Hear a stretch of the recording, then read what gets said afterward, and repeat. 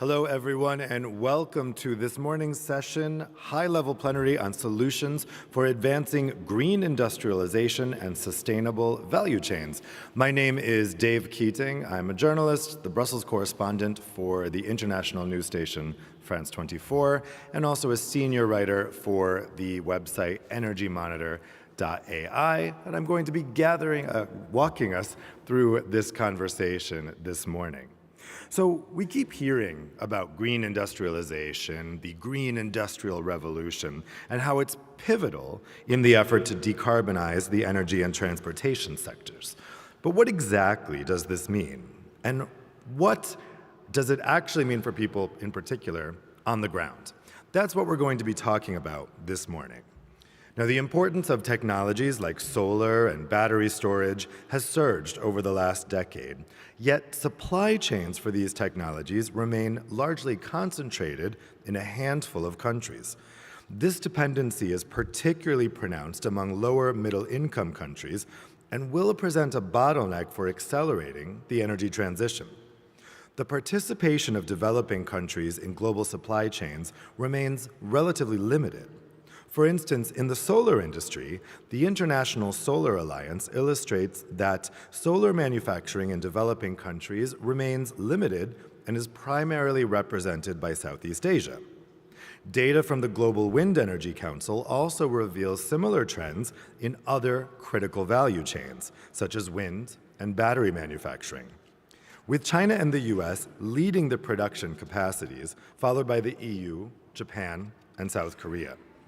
Now, the energy transition presents an opportunity for developing countries to drive green industrialization, especially with the resource endowment across the African continent, for instance. Key minerals are essential in the production of clean energy technologies, yet many nations export them without value addition through processing and refining. Middle and low-income countries could increase their domestic value addition by localizing mineral processing and refining.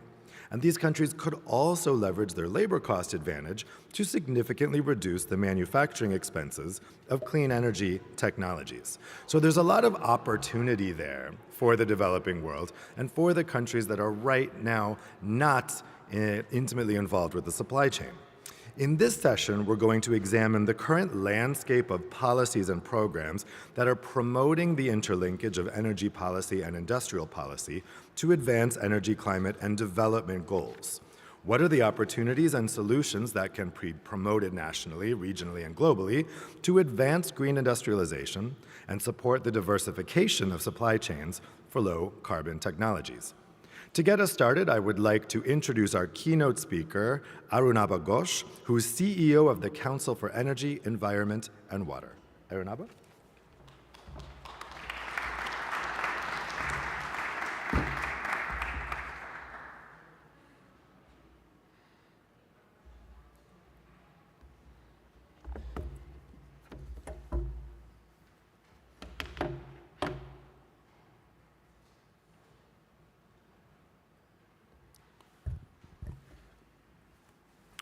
Good morning. Thank you, Mr. Keating. Your Excellency, Minister Gewessler, Ms. Abu Zaid, Mr. Jean-Francois Garnier, and Mr. Kobayashi, I believe you'll be joining us virtually. And ladies and gentlemen, good morning, and thank you very much for having me as part of this conversation this morning. It's raining outside heavily. In other places, there's drought. In other places, there are floods. In other places, there are forest fires. 30 years on since the UN Framework for Climate Change was initialed, two things have changed. First, the climate change challenge has now become a climate crisis challenge. And number two, it is no longer an environmental issue alone. It is a matter of our economies, of our industrial development strategies, of our sustainable development ideals and goals. If you take 2023 as an instance, it's going to be the hottest year on record. There have been devastating floods across the world, from Libya to India to Greece and China. Brazil is facing its worst droughts. Canada and Hawaii have seen raging wildfires. But when it comes to industrialization, one of the things we haven't entirely internalized is what should businesses do? So I propose to you that first, businesses have to become more climate focused. Last year, the UN Secretary General appointed me to the high-level expert group on net zero commitments of corporations. And one of the things we outlined very clearly in our recommendations was that it is not enough to just announce a net zero target. Businesses have to have a clear pathway of how to get there, not just in the long term, but in the interim, medium term, and short term as well. Moreover, businesses also have to become more climate ready. So it's not just enough to understand that there is climate change happening elsewhere. We have to understand what it means for business risk. In the first half of 2023 alone, about $120 billion of damages have occurred, and yet only $50 billion were insured. So if you were going to invest tens of millions of dollars in a factory, the last thing you want is for it to be flooded 5 years down the line. And then, of course, businesses have to become climate friendly. Means tap into the opportunity that the low carbon transition presents before us. And this is where the environmental logic gets challenged by an economic logic. I grew up I studied as an economist, and one of the things we were taught was that industrial policy is bad. Another thing we were taught is that money automatically flows from capital-rich to capital-poor regions. The third thing we were taught is that labor markets are fluid, and in some ways, geography doesn't really matter. A fourth thing we were taught is technology, or the X factor in our growth equations, was exogenously determined. And the fifth thing we were taught, that if the price is right, energy and resources will not be a constraint. So you can guess that me being a failed economist, you know where I'm going. None of those 5 economic things I was taught any longer hold true. So we need a reality check. Manufacturing is concentrated. As Mr. Keating just mentioned, over 60% of global manufacturing of solar PV, wind, and battery technologies and components is concentrated in a single country. These manufacturing concentrations lead to increasingly vulnerable imports for many countries, but particularly for low middle income and middle income countries.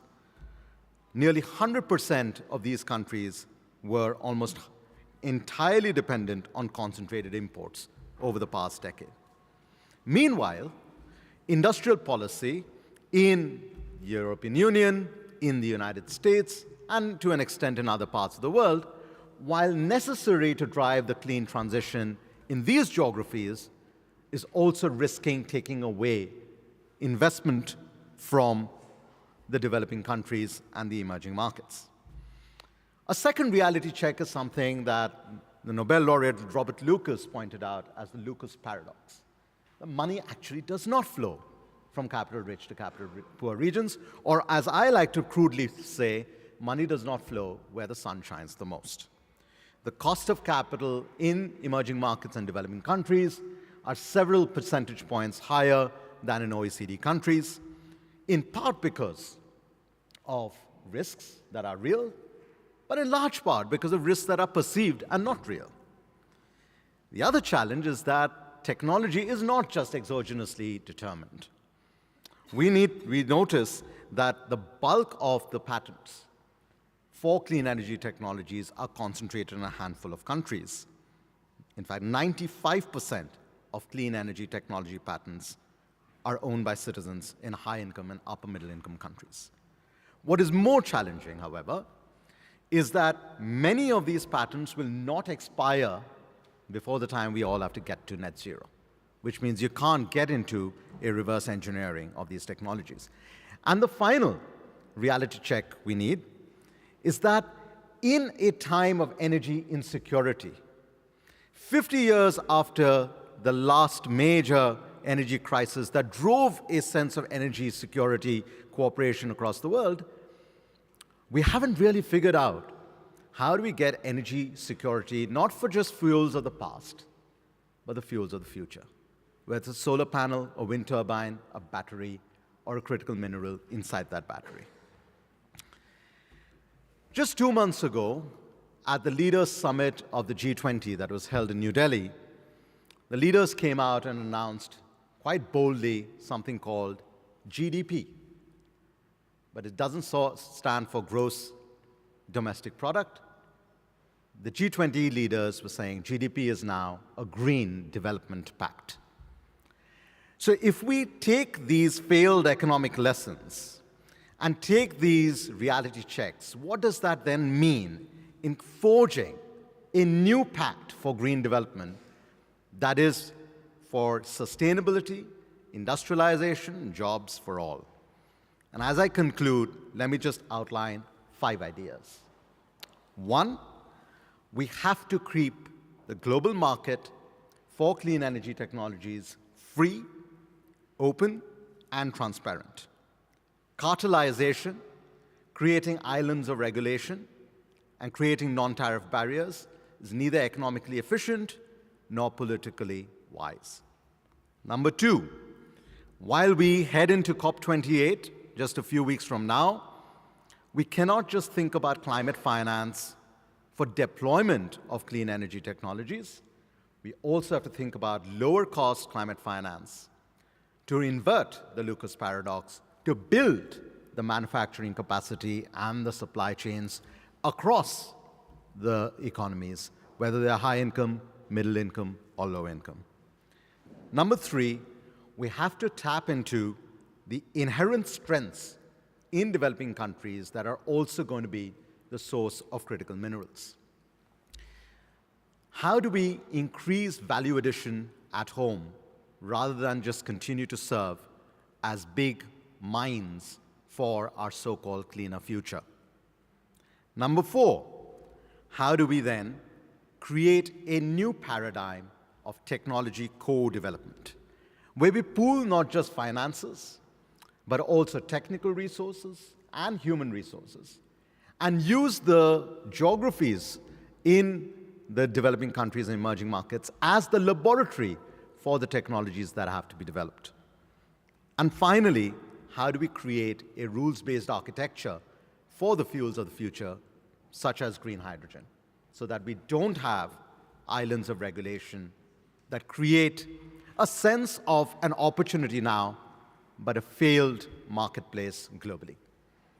So as I conclude, here are some final thoughts from a failed economist. Economics 101 makes sense only when we make severe assumptions about the real world. When we stop expecting that the theory should fit reality, or reality should fit theory, we start getting down into the nuts and bolts of what it will take to create a clean future, which is also just. Jobs, growth, and sustainability for all. Thank you.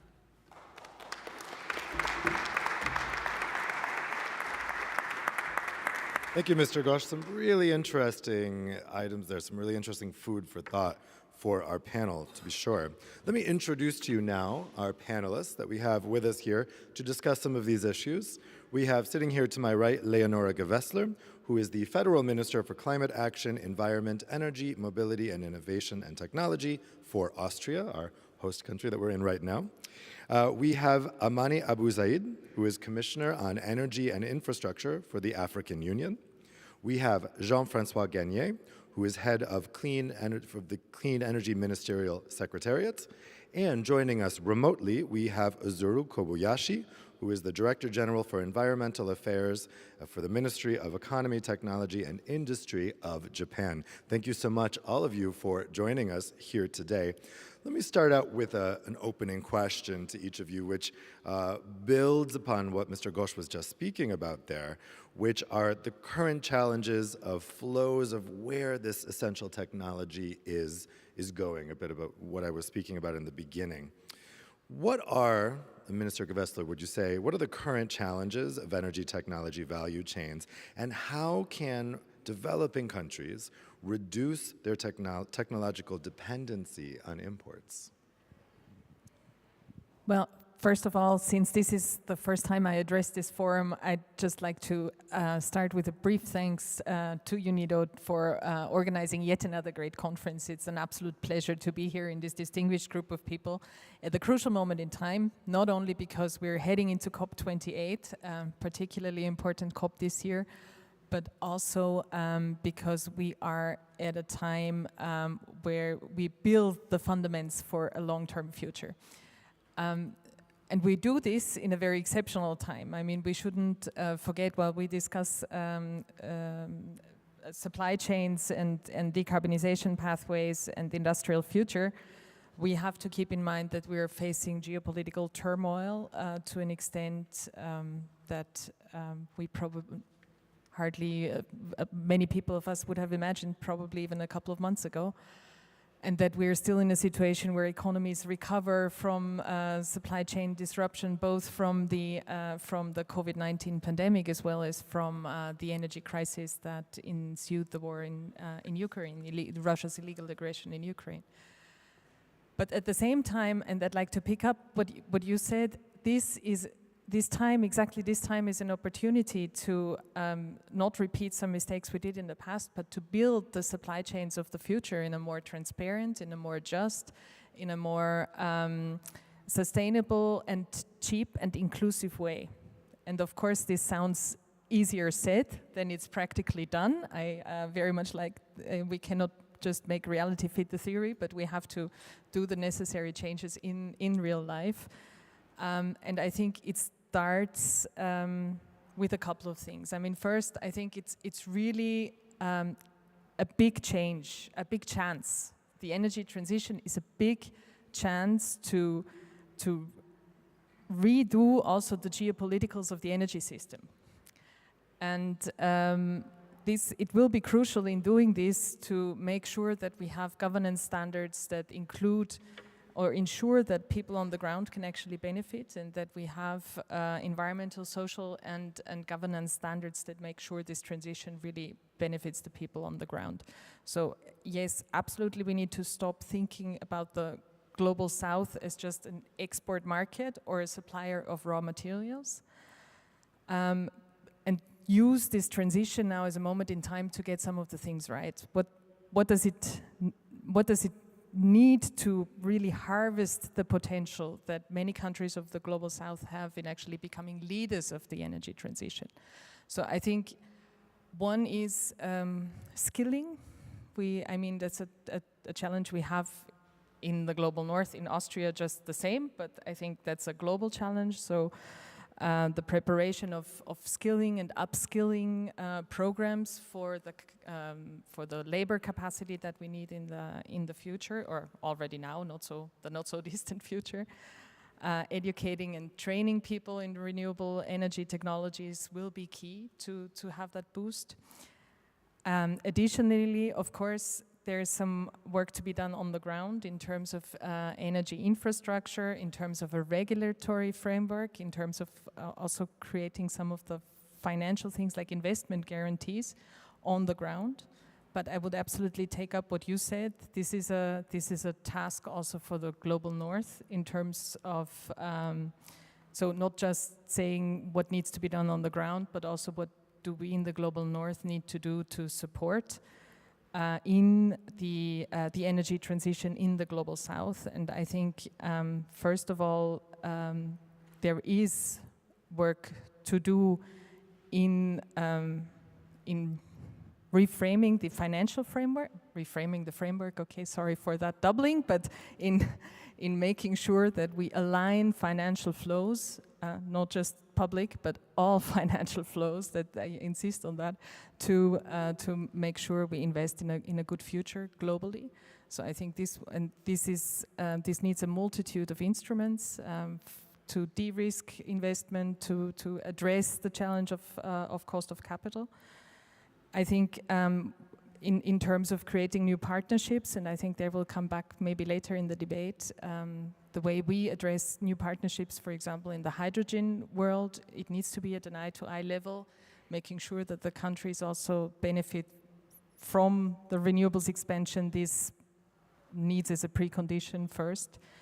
And I think really to have these fundamentals in mind will help countries to harvest on the potential, but also make sure we narrow the decarbonization divide that we see at the moment, and that is a challenge in the run-up to the COP28.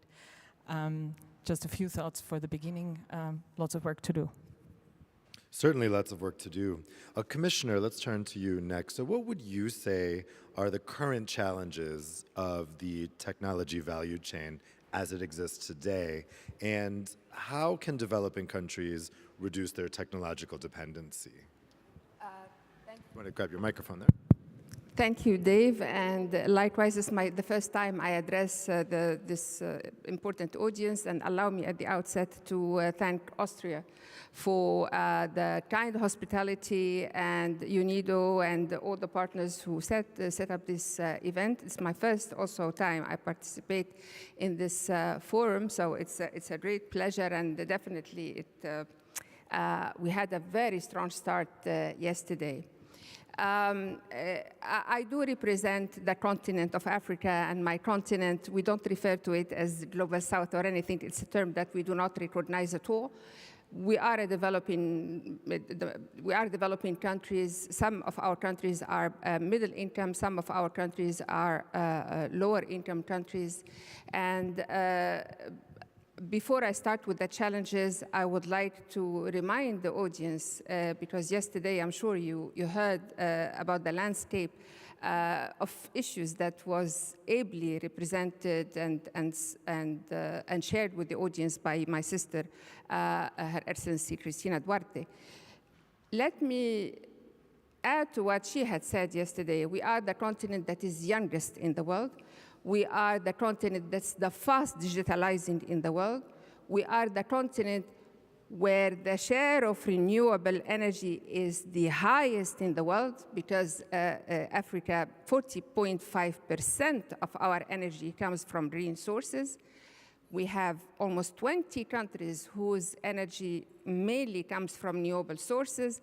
We have 3 or 4 countries whose 90% of their energy comes from renewable sources. Yet, we are also the hardest hit by climate issues. And these are causing devastations beyond the socioeconomic losses to go into even, peace and security, as we all know. This comes at a time when we are also the region whose emission is the lowest. So while we're having great opportunities, including the abundance of renewable energy sources and abundance of minerals, which we call, by the way, development minerals, not green minerals. So our development minerals, we're not seeing the development in terms of technological or manufacturing development happening in our continent as we would have wished it to be. The challenges would be, we are smaller economies, not necessarily connected. We are also, more of half of our population do not have access to electricity, so we are not even into the discussion about transition. We are still at the level of access. And the investments, it was alluded to in the keynote speech, we did 2 or 3% of climate finance. The regular finance that reaches our continent is 10 times higher, not just few notches in terms of percentage. So while, for instance, we see in Portugal or in Greece, they pay 0.6 or 0.7% as interest rate, our poor countries pay 12%. So in terms of development, this, of course, decimates any ambition and at least makes it very difficult for things to materialize in our continent. However, as I said, we are making great strides in terms of green energy out of necessity. So we have been convinced a long time ago for ourselves, by ourselves, that green energy, because of its abundance, could also be a great opportunity for us. So what we need for this to happen, for the supply chain to be effective in Africa, we need, it was mentioned, value addition, of course, through partnerships, through technology transfer, through affordable finance that is real and realistic, away from the assumptions made somewhere else outside the continent about risk perception in Africa, which is totally and fundamentally unreal and unfounded. And of course, you have the literature to support this, plenty. Last but not least, and this goes for all of us, not just Africa, I am still asking the question. Only 2 months after COVID erupted, the whole world stopped and the whole world made it a crisis and took the necessary actions to address it. Even within 3 or 4 months, vaccines were found, finance was delivered, affordable finance. Why climate is not having the same treatment, where it is a matter of survival. We live or we die.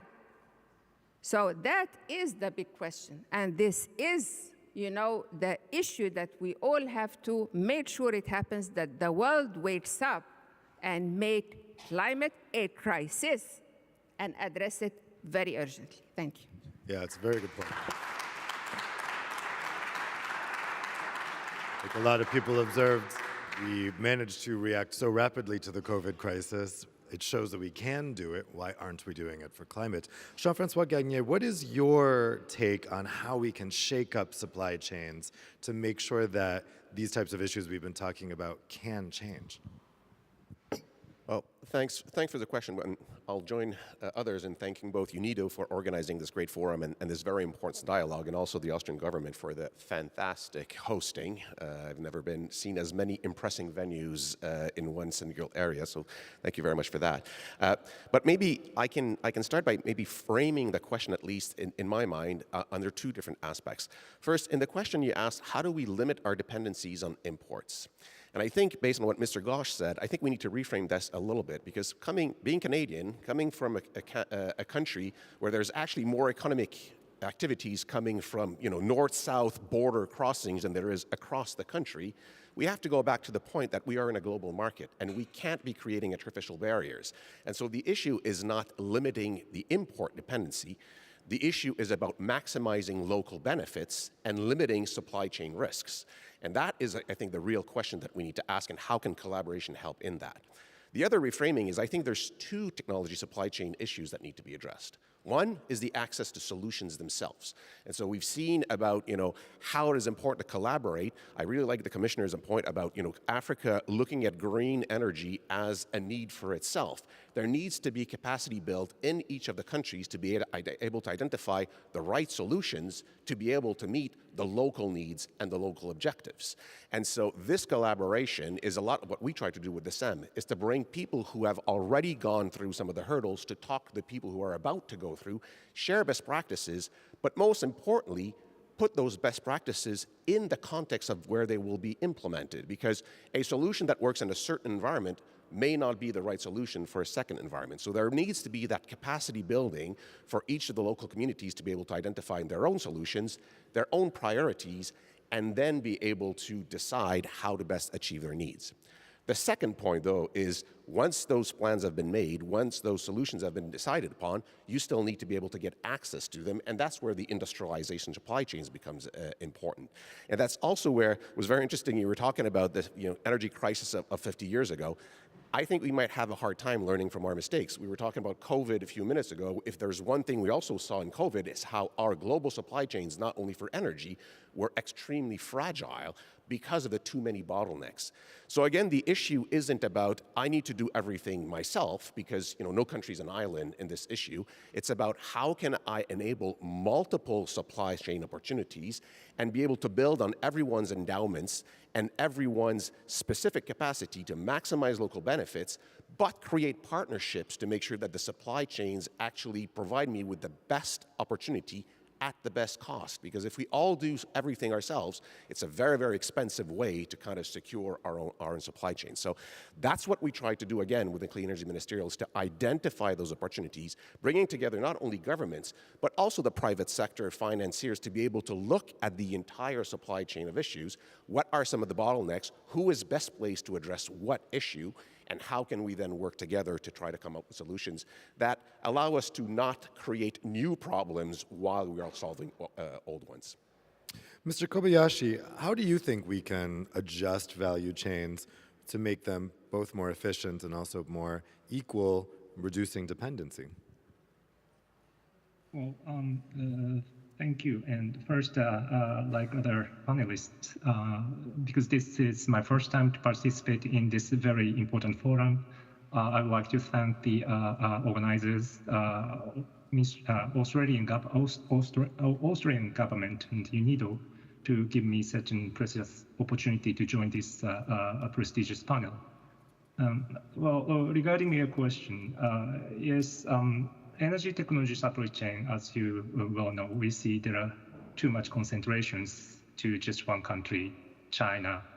And China is by far the dominant producer of solar panel, and is starting to dominate the wind power industry, battery industry, refining process of the critical minerals, and even nuclear power industry.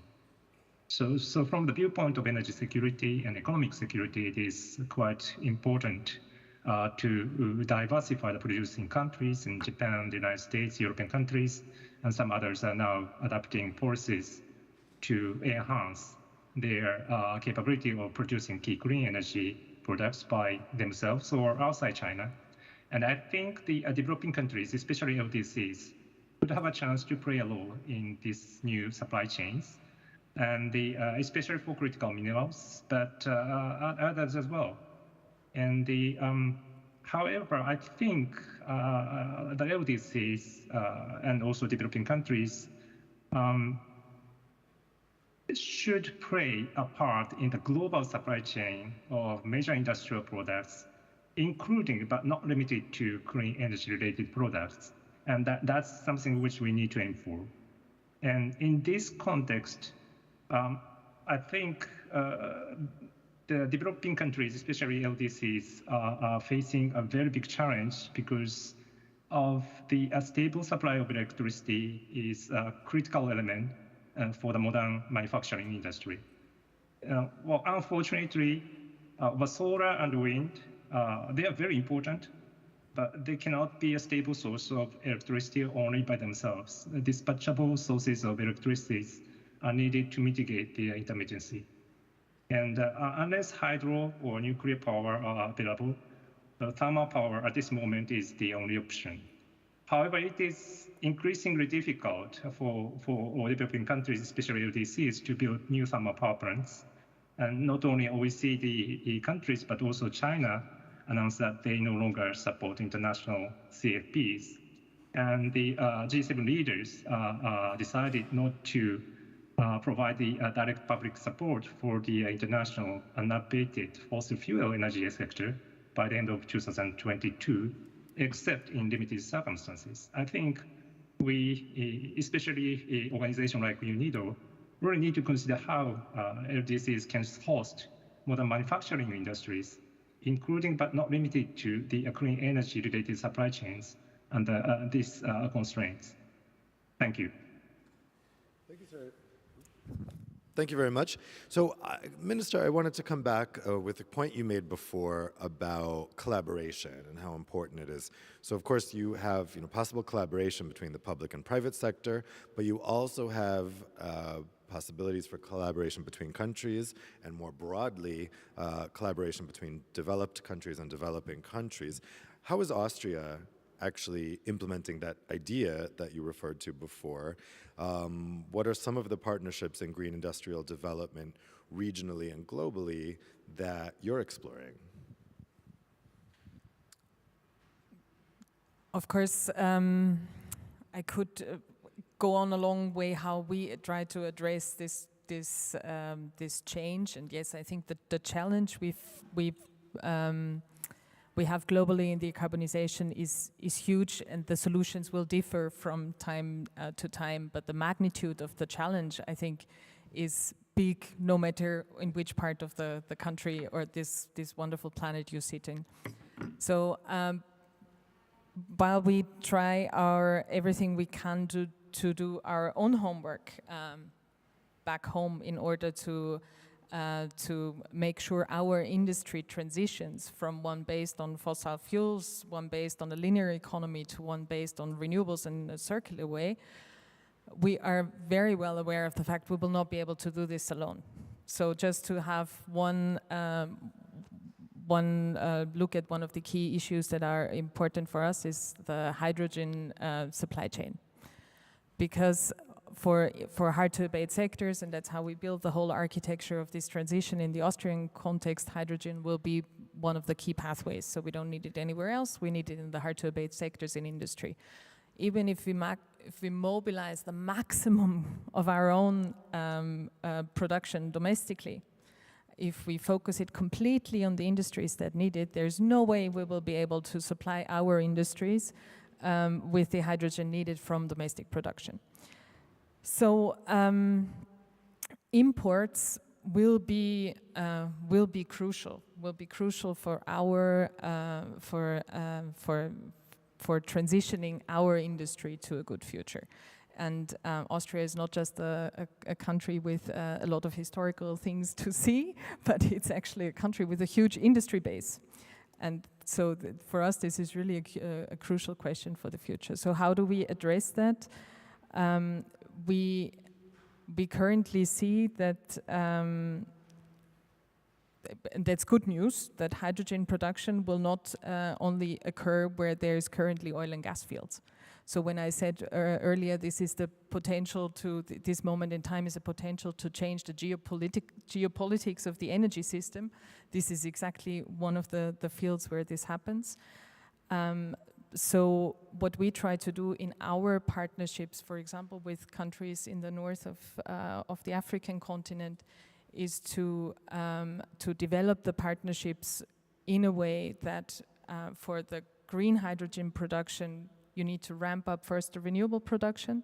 So we want to make sure that the production and use of renewable energy within those countries doesn't only have an export focus, but we want to try to support also the uptake in the countries, in our partner countries nationally, because as you said, that's a key part of the equation.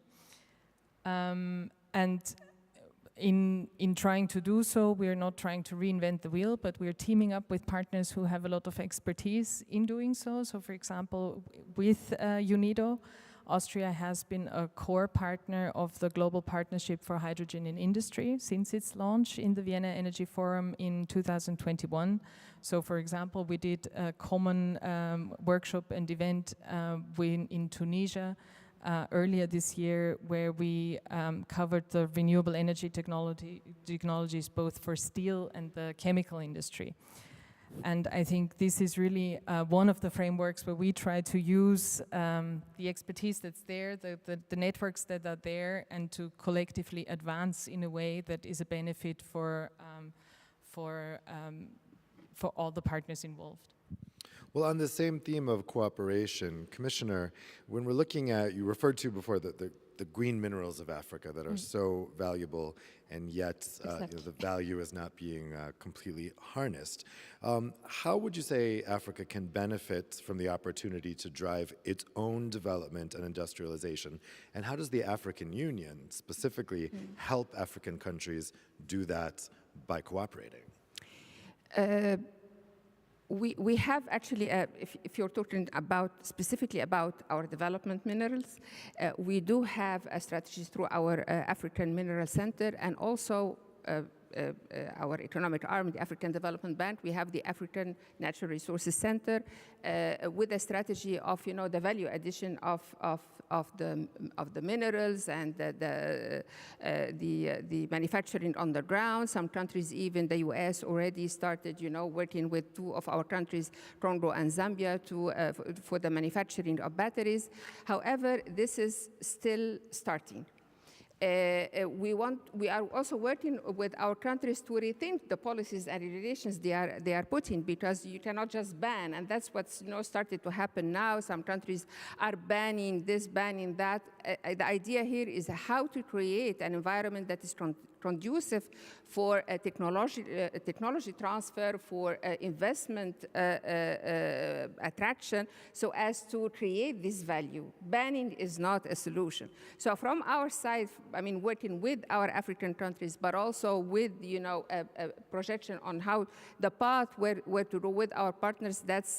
This is actually also one of the things I discussed with UNIDO yesterday.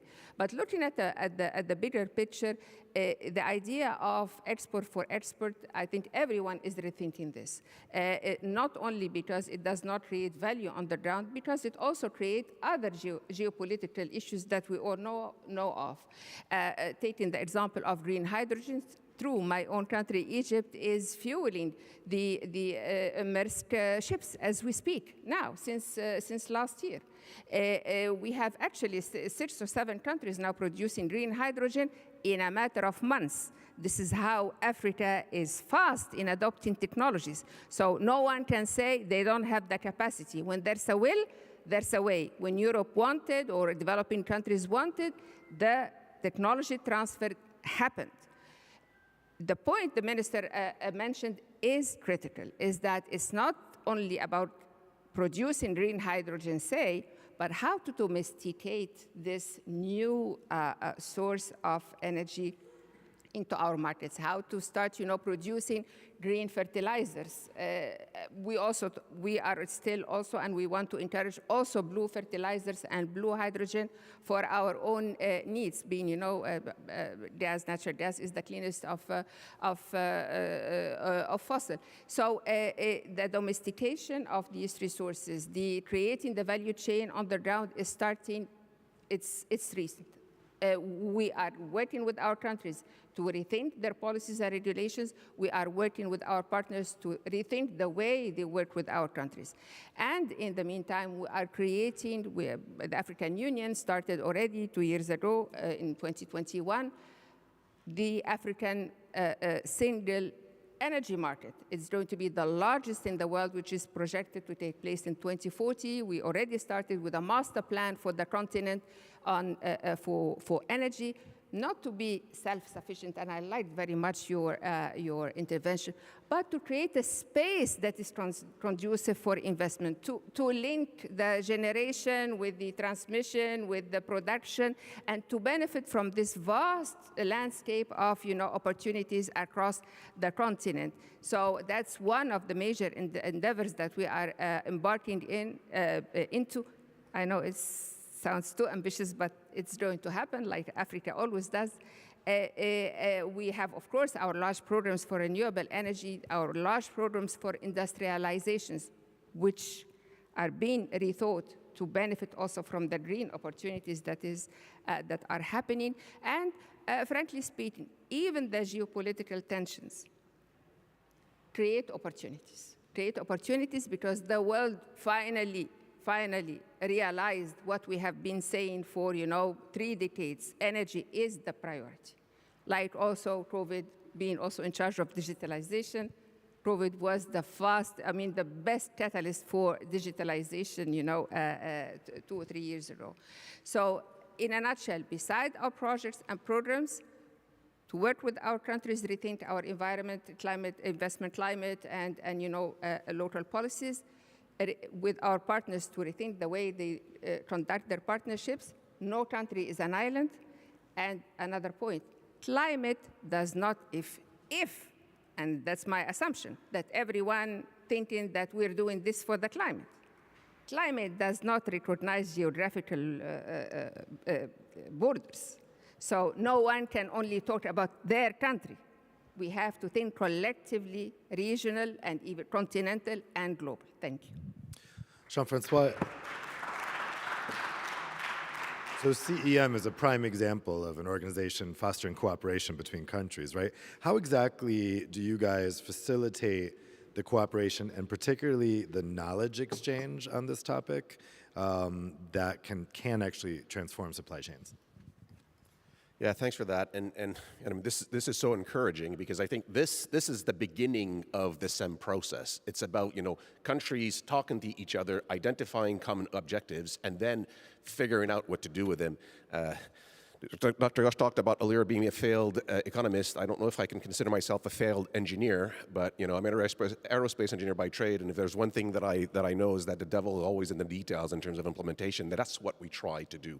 We try to bring people together, not only governments, but every stakeholder that is needed to be able to achieve this, and have a frank discussion in terms of what challenges are we seeing, who's best placed to try to address them, and then we try to form coalitions to be able to actually act upon them.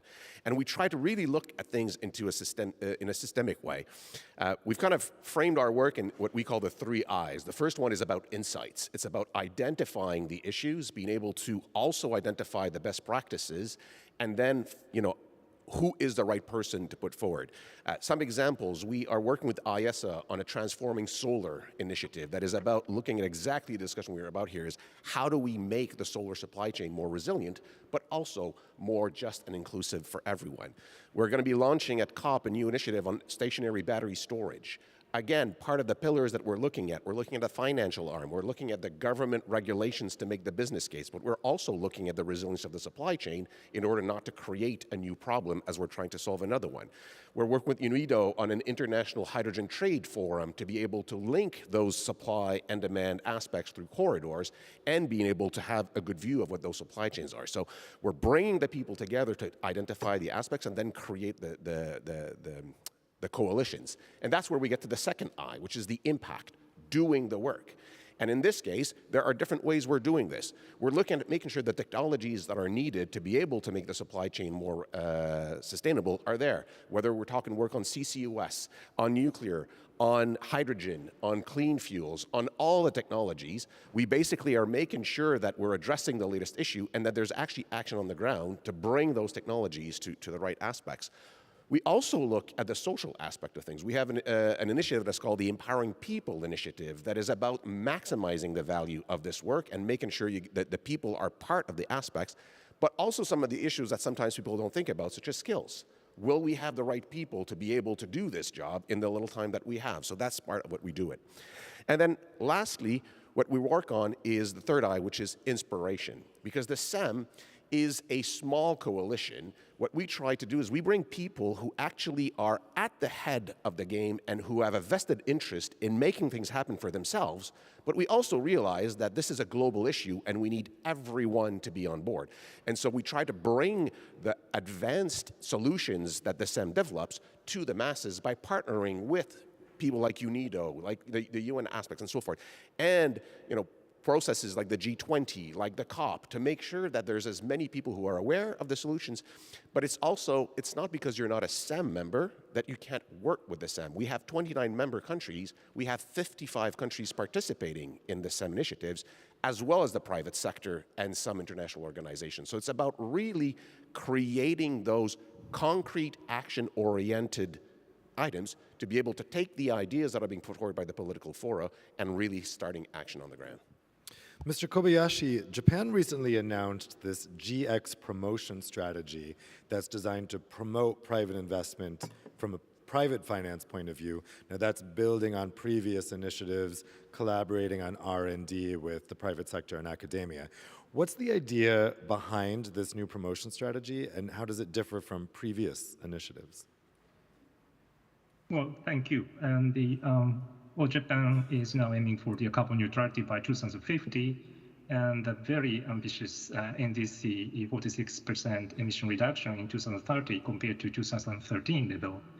And it means we need to transform the Japanese economy and society from the fossil fuel-based economy to clean energy-based in less than 30 years. So we named the process green transformation, or GX, and the GX actually requires massive investments. And we estimate that at least 150 trillion yen, equivalent to $1 trillion US under current exchange ratio, is needed in the next 10 years just to kickstart the green transformation process. And of course, private sector needs to cover the large part of the investment cost, but it's very difficult for them to move fast because there are so many uncertainties associated with the transition. So we need the innovation in batteries, hydrogen, solar cells, floating offshore wind, industry decarbonization, and so on. And innovation means uncertainties. And also we need to care about the international competitiveness of our industries during their transformation. So therefore, the government decided to raise 20 trillion yen, or 140 billion US dollars, by issuing a new government bond to support the private sector's investment and R&D activities, in addition to the existing 2.6 trillion yen Green Innovation Fund.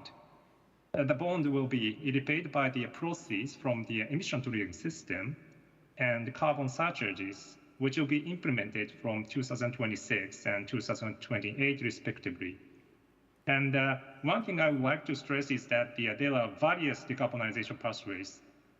Respective countries need to develop their own transition pathways in accordance with their conditions and circumstances of their own. And it is also important to pursue decarbonization, economic growth, and energy and economic security simultaneously. And developing such decarbonization policies is very challenging, but that, I think, is the only way for us to mobilize huge resources needed for green transformation. And Japan is not a resource-rich country, and we need to work with other countries to implement green transformation. For example, obviously, if we pursue deployment of hydrogen, we need international supply chains of hydrogen and regulatory framework as well. And Japan announced the Asia Zero Emissions Community Initiative, and now working very closely with ASEAN member states and Australia to pursue decarbonization pathways of respective partner countries. And we also work with the United States, European countries, India, and other economies as well. And we believe international cooperation is very essential for us to move forward. And we are actually aiming for expanding the scope of cooperation. Yeah, it's a good point. It's really about each country leaning on its strengths and cooperating with others for the things it doesn't have. We have time for one question from the audience. Does anyone have a question for any of the panelists or indeed Mr. Ghosh? Any questions? Yes, we have one here. I think there's a microphone. No, maybe? Yes, there's one coming right here.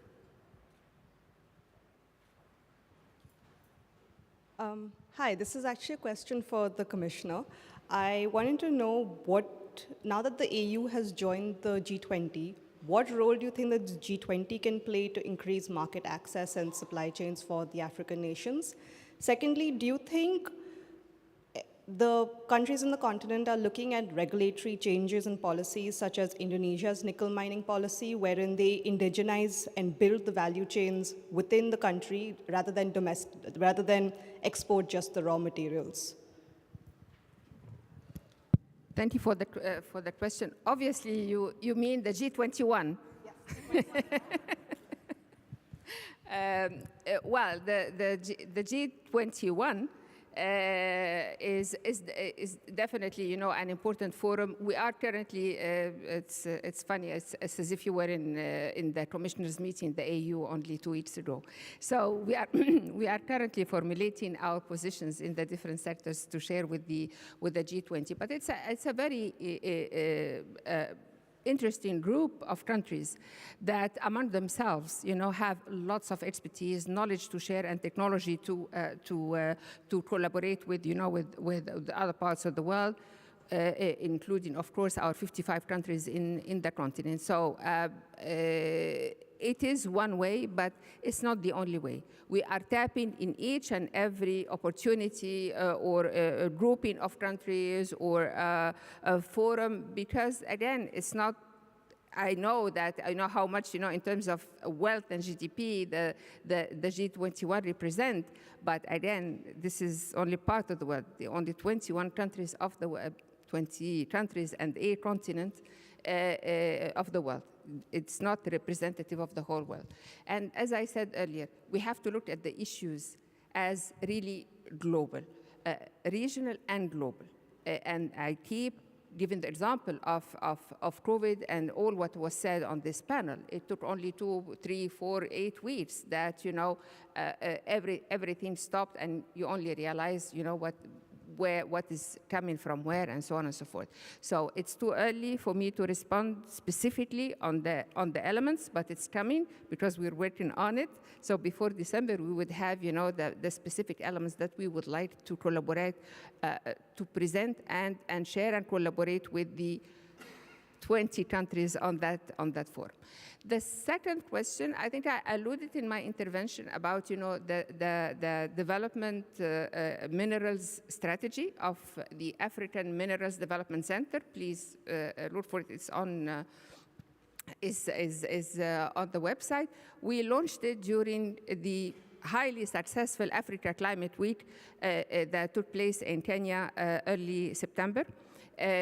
Exactly to the points that you mentioned, how to turn the minerals of this mineral. And any of you who have read or visited or seen how those minerals are being extracted and the horrendous violation of human rights and any decency, I believe you will never call it green minerals again. You will never look at an existing battery and think that it's green anymore, unless we really, all of us, whether the producing country, manufacturing countries, if it's different, or importing, exporting, we look at this, the way these minerals are being extracted, and to make sure that the extraction process provides decent jobs, creates value, no wastage, because by the way, as we speak, it already wastes about 20 or 30% of what is being produced. That it's also fueled by green energy, because it still uses fossil fuel, and that it's transported, if exported, using, also green energy. So unless this happens, the whole value chain of the minerals and the manufacturing that are based on these minerals, we cannot call them green. And yes, at the African Union, we are taking the steps to make that happen. Thank you. We're about out of time, but Minister Gvestel, you want to come in quickly on that? Yeah, I just want to pick up on this very briefly, because fully agree that we need to look at the full production cycle in the renewables supply chain. So that's what we do in the EU currently with the battery legislation, trying to make sure exactly this happens. But I'd like to pick on something else that was mentioned earlier, because it's I don't think I can leave this panel without saying this. We are at the crucial moment in time in front of the COP28. And while we should use any fora we have to advance the climate action agenda, whether it be the G20, the G7, the TEM or Mission Innovation, or whatever we can do, the COP still remains a crucial one. And if we all don't want to go out here as failed climate pioneers, because I think we're all in this together. As you mentioned, this is a global task. I think there's 2 things we need to do. First of all, we need to be coherent, so all of us to do their own homework and collaborate in the way that brings forward coherent climate action.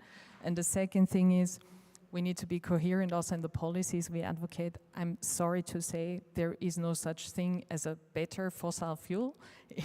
The future is renewable, and that's where we have to really focus our energies on, because otherwise we repeat mistakes of the past. So let's use also this COP as a moment of honesty to ourselves, and to really advance the clean energy transition, to really advance renewables and energy efficiency in this, because this is by far the cheapest, most inclusive, most democratic, with all the difficulties we just discussed, source of energy. So just, sorry to say, cannot leave this panel without saying, let's leave fossil fuels as a source of the past. We're going renewable. And finally, Mr. Ghosh, you wanted to come in quickly as well? Yeah, as we conclude, I think I just wanted to reiterate that industries don't get built because of bleeding hearts.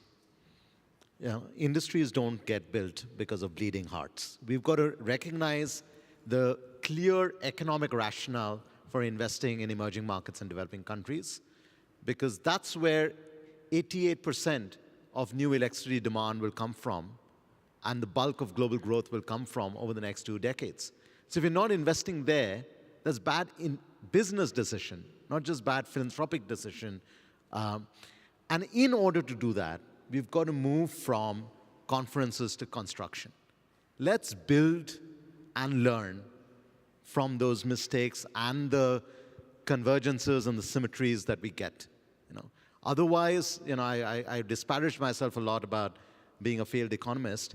Actually, what I was trying to hint at is economics has failed. We need a new economics for a just transition. Thank you. You didn't fail economics. Economics failed you. That's what I say. Well, I want to thank all of the panelists I'm afraid we do have to wrap it up now, but there's plenty of time to talk outside after the panel. How about a round of applause for some excellent intervention? Thank you very much to the panelists and to the audience. I wish you a great rest of your day with further stimulating discussions. Take care.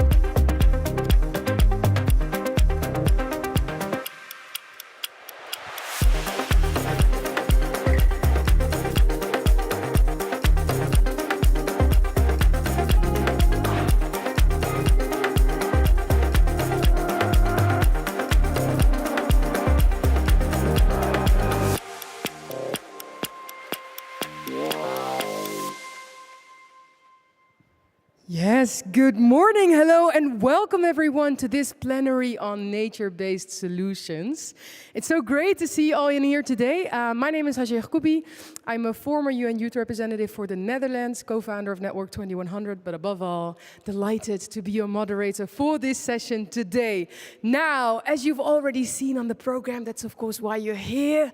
This session today will be all about nature-based solutions, about how we can deploy them faster, how we can accelerate the implementation, but also talking about what are some of the opportunities and challenges that we face when it comes to sort of this interlinkage between renewables and nature-based solutions on the other hand.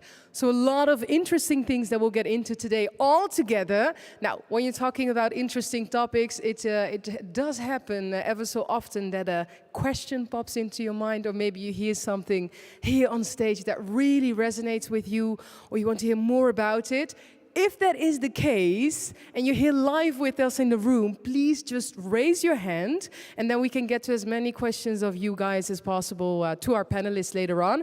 But if you're watching online via the live chat, you can also submit all your questions, ideas, comments, and then I promise to try my best to pose as many of those as possible to the amazing lineup of speakers that we have today. And after that swipe, when I'm talking about an amazing lineup of speakers, I am very delighted that we get to start off this session today by a keynote speaker who can tell us more about the urgency and importance of nature-based solutions, especially for the ongoing energy transition that we're in. So can I ask everyone in here for the biggest, the most enthusiastic round of applause, because we have with us the chief scientist at the Research Institute for Applied Knowledge Processing. Can we get a big round of applause for Estelle Herlin, everyone? Welcome, Estelle. I would say the lectern and the stage is all yours, and then I will be with you in a bit.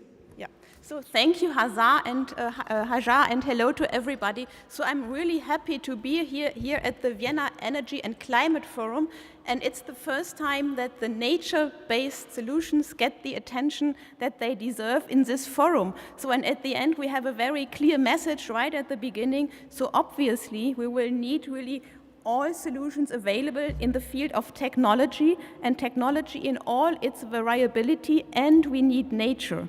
Yeah, so we must be happy really to have nature, because it is this such important element of any solution really to reach net zero.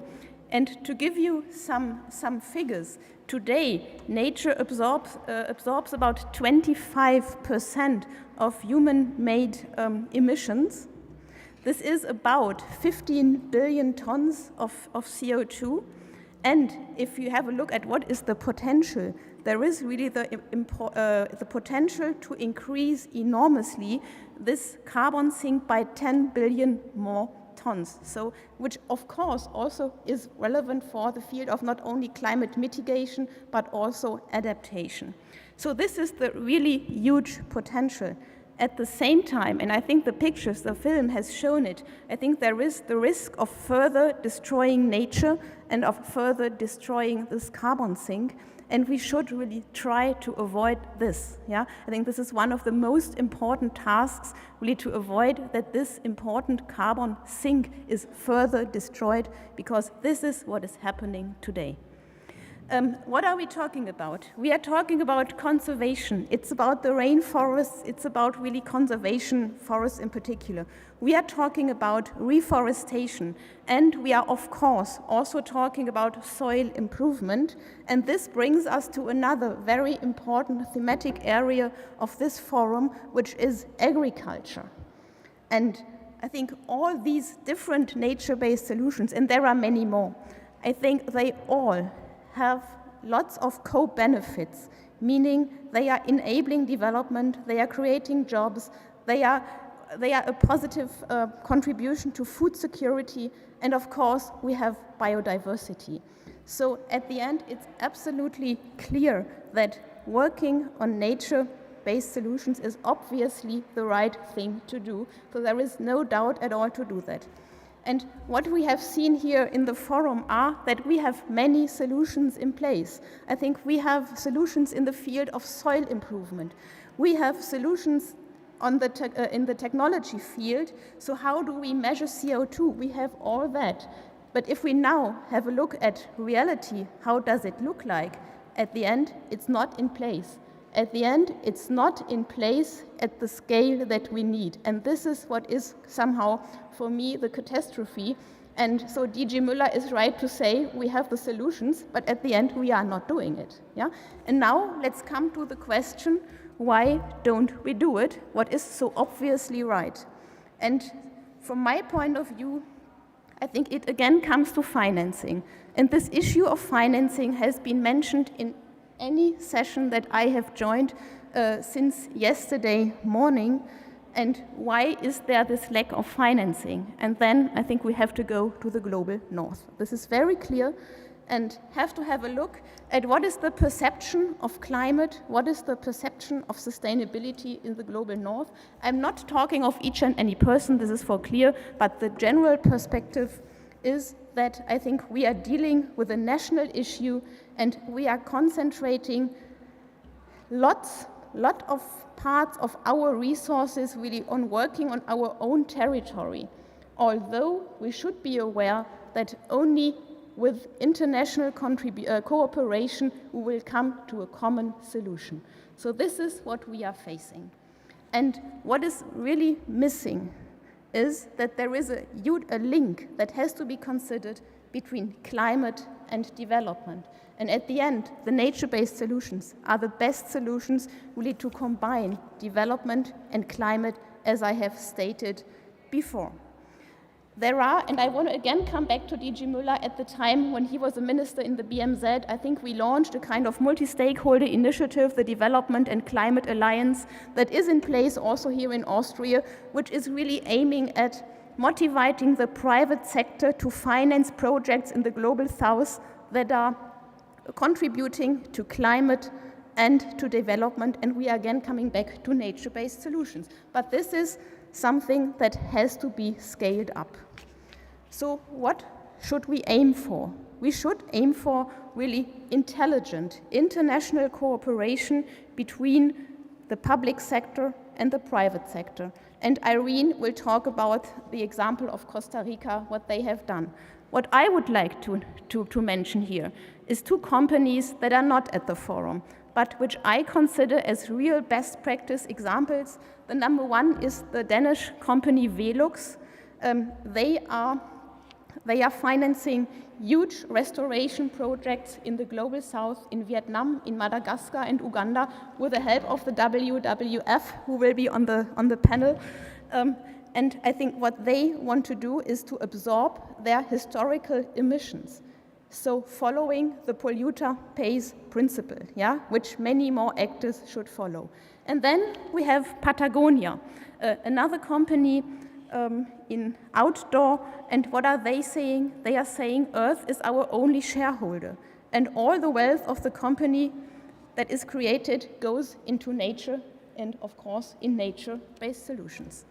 So, and now I could go on and talk about the World Business Council for Sustainable Development. And he is also totally aware that I think we are facing urgencies, namely climate emergency, nature in crisis, and mounting inequality.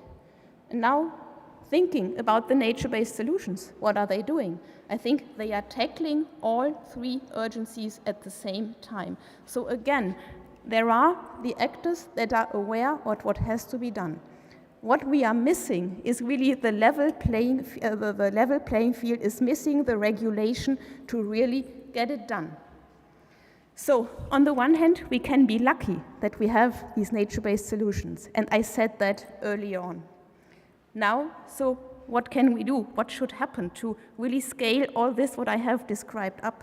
So what I can contribute. So what I will take home from here, that I will try and continue to work on the perception of climate and sustainability, so really in the developed world, and there will be somebody from the media side also on the panel, and I think she has the same task, like changing the perception of what we are talking about. And once we have really understood and really fully understood that at the end we need a global we need global cooperation, we need international financing. Then I think the nature-based solutions will become a state-of-the-art automatically. So this is what I'm for sure, because it is something that is obviously right, and I have tried to describe that. So this is my input into the plenary session, into the panel, and I say thank you to you all. Thank you so much, Estelle. Thank you. Can we indeed get a big round of applause for that? Thank you so much. I think that is an amazing layout to start a conversation with, but also thank you for taking the time and effort to already, mention some very tangible solutions, help us to understand what some of those bottlenecks are. You are incredible. I love your energy as well. If anybody, by the way, later on in the panel conversation has a question that they think would be only fitting for Estelle or would be very good for Estelle to answer, you can just ask it, because she will be here with us throughout the rest of the session, right? And then we can just get her a microphone. With that being said, I would say let's hop right into that conversation. And to do that, we have an amazing lineup of speakers, as was already teased a little bit by Estelle as well. Can I first off welcome to the stage the Managing Director of Mutter Erde and Officer for Sustainable and Green Producing at ORF Broadcasting Channel, Anita Mali. Welcome to you. Give her a big round of applause. Then I am also thrilled to welcome to the stage Member of the Council of Engineers for the Energy Transition, Irene Cañas Diaz. Please give her also a big round of applause, and I hope I'm going well with the pronunciation. Then we have the Youth Coordinator LDC Group on Climate Change, Yared Adeba. Also a big round of applause for Yared. And last, but definitely not least, we have the Global Energy Lead at WWF, Dean Cooper. A big round of applause for him as well. And on that cue, I will also sit down. Now, hello and welcome everyone. Your microphones, you can find them scattered around. This one is yours, I think, Yared. Please do drink, keep yourselves hydrated.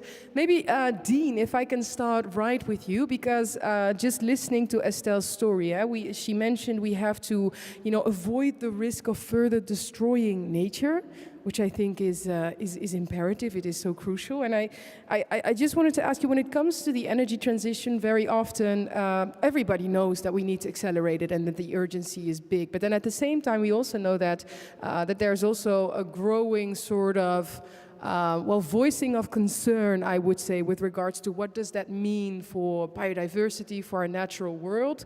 And I was just, I was curious if you could come into that. How do you sort of look at that interplay between biodiversity and also, broadly our climate and the transition to renewables that we need to be making? No, thanks. That's a good point, and you raised a lot of different issues there.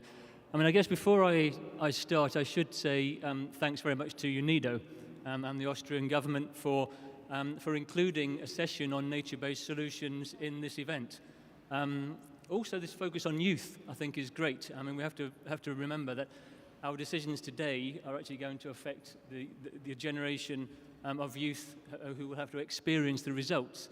And great to see you here as well. So, so thanks very much for that, the including of those two sides. I mean, I've been to the Vienna Energy Forum, as it was, over many years, and it's great to see the way things have developed. So we've now got the International Forum with Energy and Climate, and we have a session on nature. So I think the acknowledgement that the energy, climate and nature issues should be seen together. Now, unfortunately, I think together at the moment means that we're in crisis together. So there's an energy crisis, there's a climate crisis, and many people don't realize that there's a nature crisis also. One of the reports that I first read when I came to WWF talked about a 70% reduction in nature over the past 50 years. Now, if the world was a business, we'd have closed down many years ago. Nobody can accept a loss of 70% in a time frame like that. And it's a message we need to get out there. And the question is, how do we do that linked to the energy sector? What can we do as energy sector practitioners to try to make that difference? Yeah. Now, what we've done is to try to say that we want to get the scope for nature-based solutions. How can we have energy transition in a way that will be nature positive as we try to take that forward? Right. That's the subject of a report that we've just released. Yeah, which I think we have a picture of, if we can get it up there. I think we're just going to have the front page of that. Yeah, there it is. Now, this is hopefully a tool for people in this audience to be able to use to say, how do we build a nature-positive energy transformation? We know it needs to be quick, but we don't want to have disruption to nature as a result. Yeah.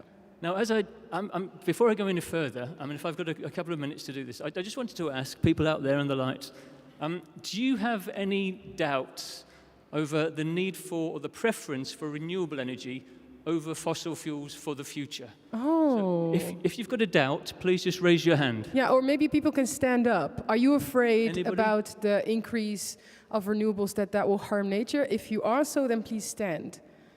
Oh, yeah. Wait, maybe can we get, sorry to interrupt, can we get a microphone to you, because then the people online can hear you as well?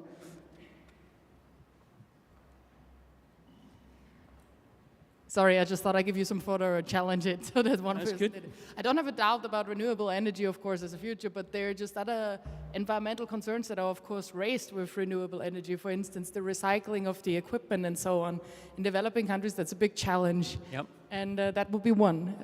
I think There's a hand there as well. And then maybe we can take that and then let's continue. Maybe you can share some of the outcomes.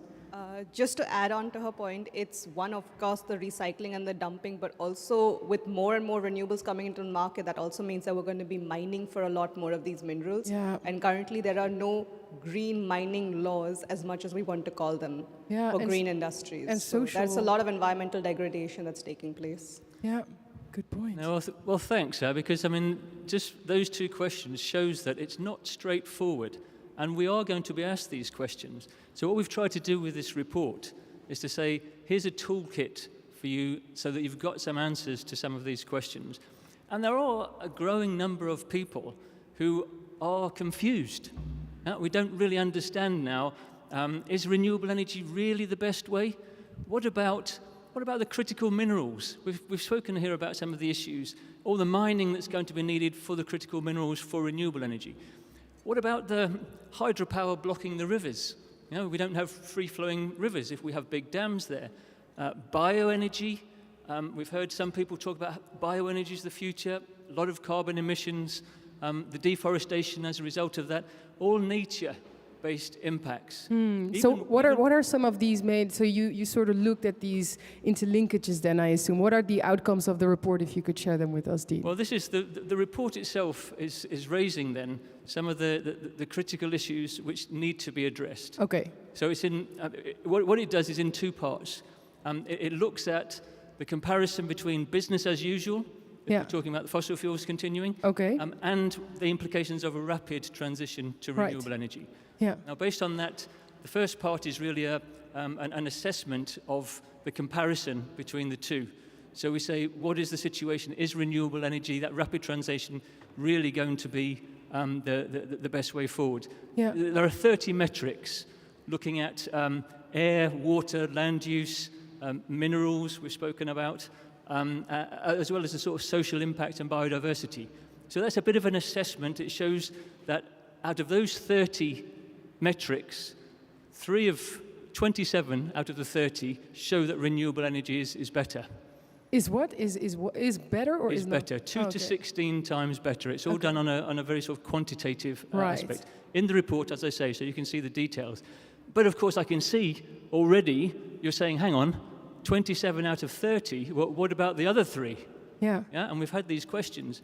Now, if we talk about things like the impact on land and marine, the footprint that renewables makes is often greater than the footprint for fossil fuels, the direct footprint. Right. We have to think about the indirect issues as well. Yeah. But then there's what about and the footprint really is bioenergy. Okay. Yeah, it's a biomass, Dean, 80% of biomass. I think before we started this session, now I get it. Before we started the session, Dean was like, do you think we have enough time? And I was like, I'm sure we do, but now I get it. You're bursting with information. But I also want to get to the others. Sure. So maybe if you can give your most 2 minutes. succinct. No, really, I think one final point. Last point. Okay, so you can read the report in detail. Yeah. So on those issues, footprint, water is biomass. Water is going to be bioenergy as well. So we need to get out of bioenergy as something else, Yeah. or use high-yield crops, Yeah. or use waste. Yeah. The second part of the report is really saying what to do about this. It's a framework of mechanisms. Okay, that is talks- actually a perfect bridge Yeah. because It and took- I will be back. I mean, we want to hear more, and maybe. Sure. If, Okay, let me yeah. be quiet for now. but Okay. Please check the report if you Yeah, want some yeah, for sure. information And when others I want you. are- I'm going to ask you later on about the second part, which was about what we can do about it, right? I think that's definitely something. I won't keep people in suspense with a point that interesting. And thank you also, because I do think that the fact that you have been working and your team and everyone at WWF at a report like that is so fundamentally important. I said a perfect bridge because I wanted to go to you, Irene, because you're from Costa Rica. It was already hinted at by Estelle. And I wanted to ask to you, Costa Rica is a country that is so well known for how it preserves biodiversity and how it really works to do that and focus on nature-based solutions. Could you maybe share with us some solutions or examples on the ground there that you think are very promising? Yeah, well, thank you very much. I am here as a member of CEET. CEET is the Council of Engineers for the Energy Transition. And very fast, I wanted just to explain that we are a technical body that we advise the General Secretary of the United Nations on energy transition. And so we are engineers all over the world.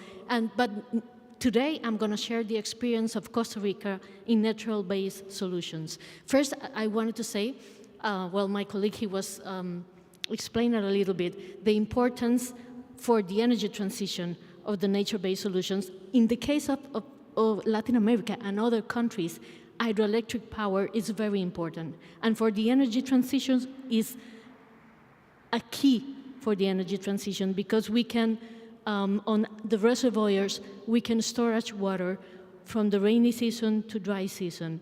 Yeah. And it will give us stability with the variability of solar and wind. Well, now in the case of Costa Rica, I don't know if you are aware that we almost generate 100% of our electricity with renewable sources. Okay, wow. Yeah. Almost 100%. Yeah, That is yeah. insane. The last 2 years was 98%. Wow. Okay. Just 2% with fossil fuels. Yeah. And we generate when we don't have enough wind or water, so we need, as a backup, the fossil fuels. So in my country, it's really important, the nature-based solutions, so we can have enough water to generate with our hydro plants. Yeah. Okay, so in the case of Costa Rica, in the 90s, we signed a law that created the National Forest Financing Fund in the 90s, so a long time ago. With this law, we have the financing to all the projects to protect our forest in Costa Rica. The other important thing is that right now we have 60% of our land with forest cover. So it's a lot. So 60%. it's a law that makes it mandatory for there to be funding budget for nature-based solutions. Yes. And I see Yes. some colorful payment cards. Can you explain what we're seeing? I was going to mention that. You on your right, that graphic is how is the price of fossil fuels composition in Costa Rica, and the red part is taxes. Okay. So the tax on fossil fuels is very high in Costa Rica, and almost 4% of that income of taxes goes to finance the forest fund. So we were using the polluted pays principle since the 90s. So we have this fund to work on agroforestry and reforestation, forest management. Right. And on your left, that's the thing I want to know. Private and public initiatives, banks, credit cards. They have issued sustainable credit cards. So the profit on those credit cards, a person goes to finance forest initiatives. Immediately when you pay for And things. you can see they are very colorful. Yeah.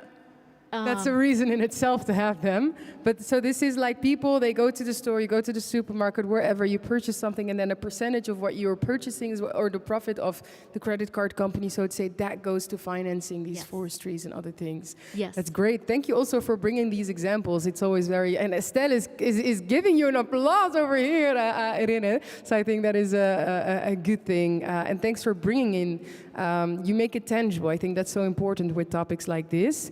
Clearly, there's something that we have to do. Jared, if I go to you, Dean already pinpointed to you at the beginning, right? You're one of the people that, I mean, I know you back from when I was a youth representative for the Netherlands. Jared and I, we go way back. Well, 2019, but I think in our lifetimes that is a way long time ago. But I just wanted to ask you, you speak and you engage with so many fellow young people, especially also from the Global South. They are also pushing for this. I mean, I've seen you at these conferences and we see young people that are that have initiatives that are fundamentally about preserving nature. They are nature-based solutions.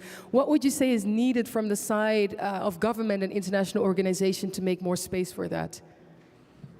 Thank you, Hajar. Yeah, I'm here also as one of a youth leader in joining this panel from the least developed countries climate change group, which is one of the negotiating groups, which comprise 46 countries.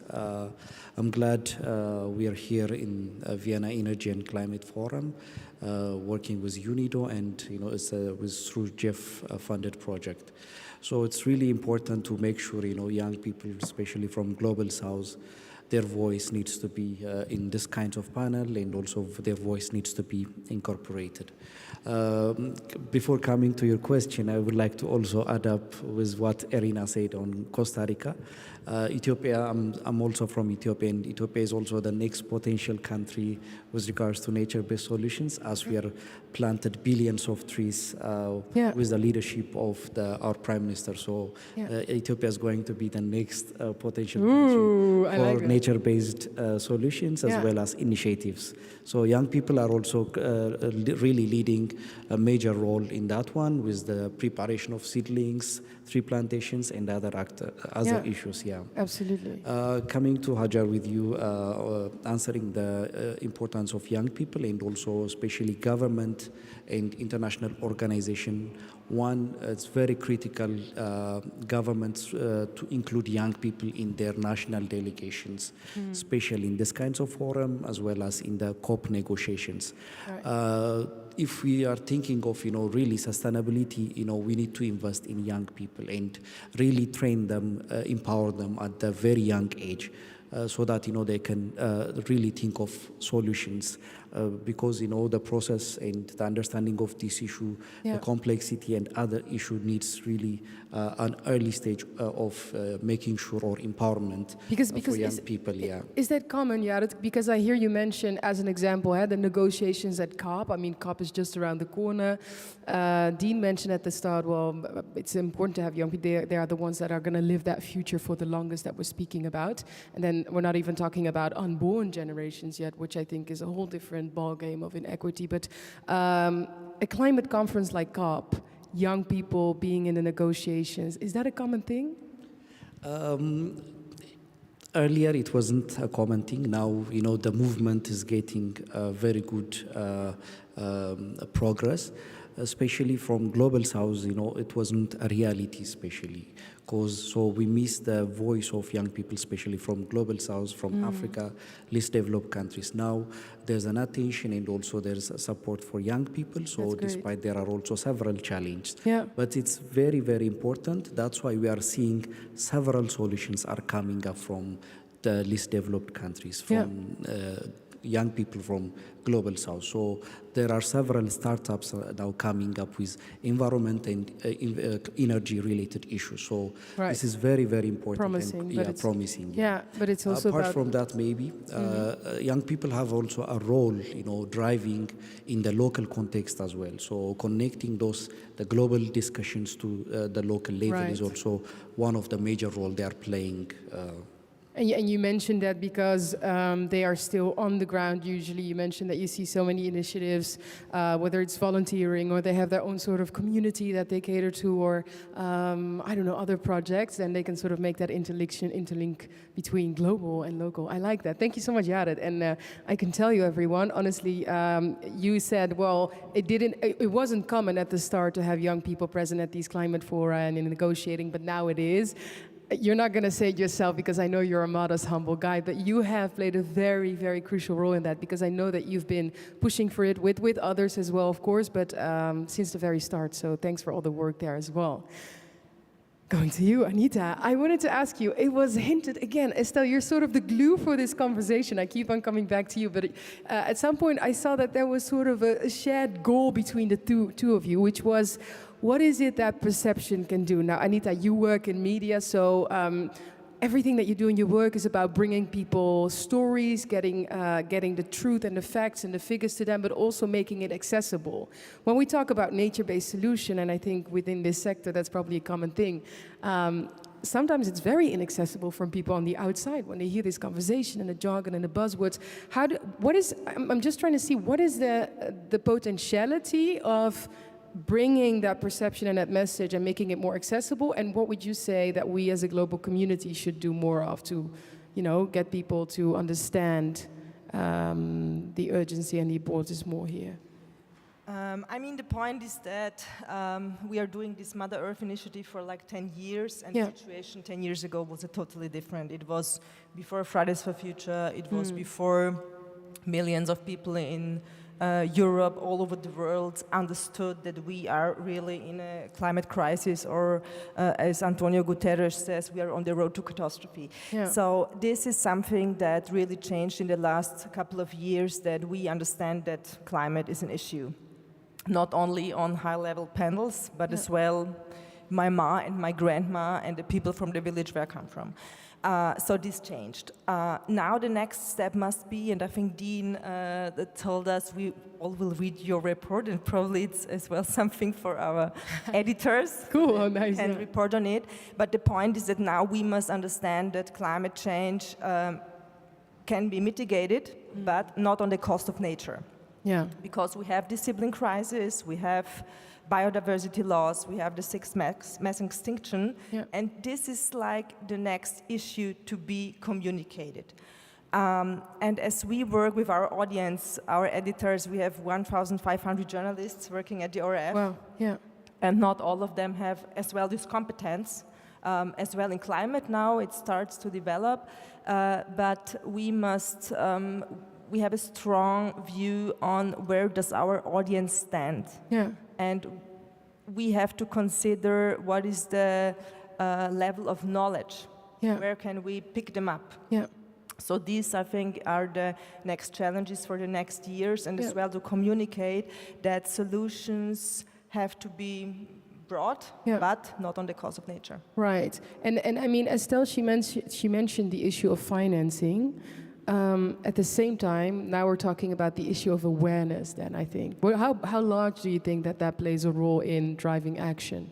Or do you think it's limited? Or do you the awareness about that finance is a key? Yeah. I think there is no awareness about it. Yeah.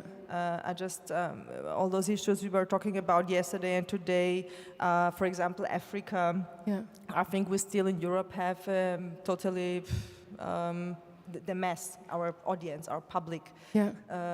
I cannot talk about our politicians, but I think that we don't understand that there are a lot of risk for people who live there, but that there are as well a lot of chances, opportunities for our companies and for just for the whole society. Tackle these crises, both crises, and as well to develop together the countries and be part of this transition. Absolutely. Thank you so much. In the meantime, I am curious if there are any questions already in the audience. There is somebody there with her hand up. Please go ahead. Thank you.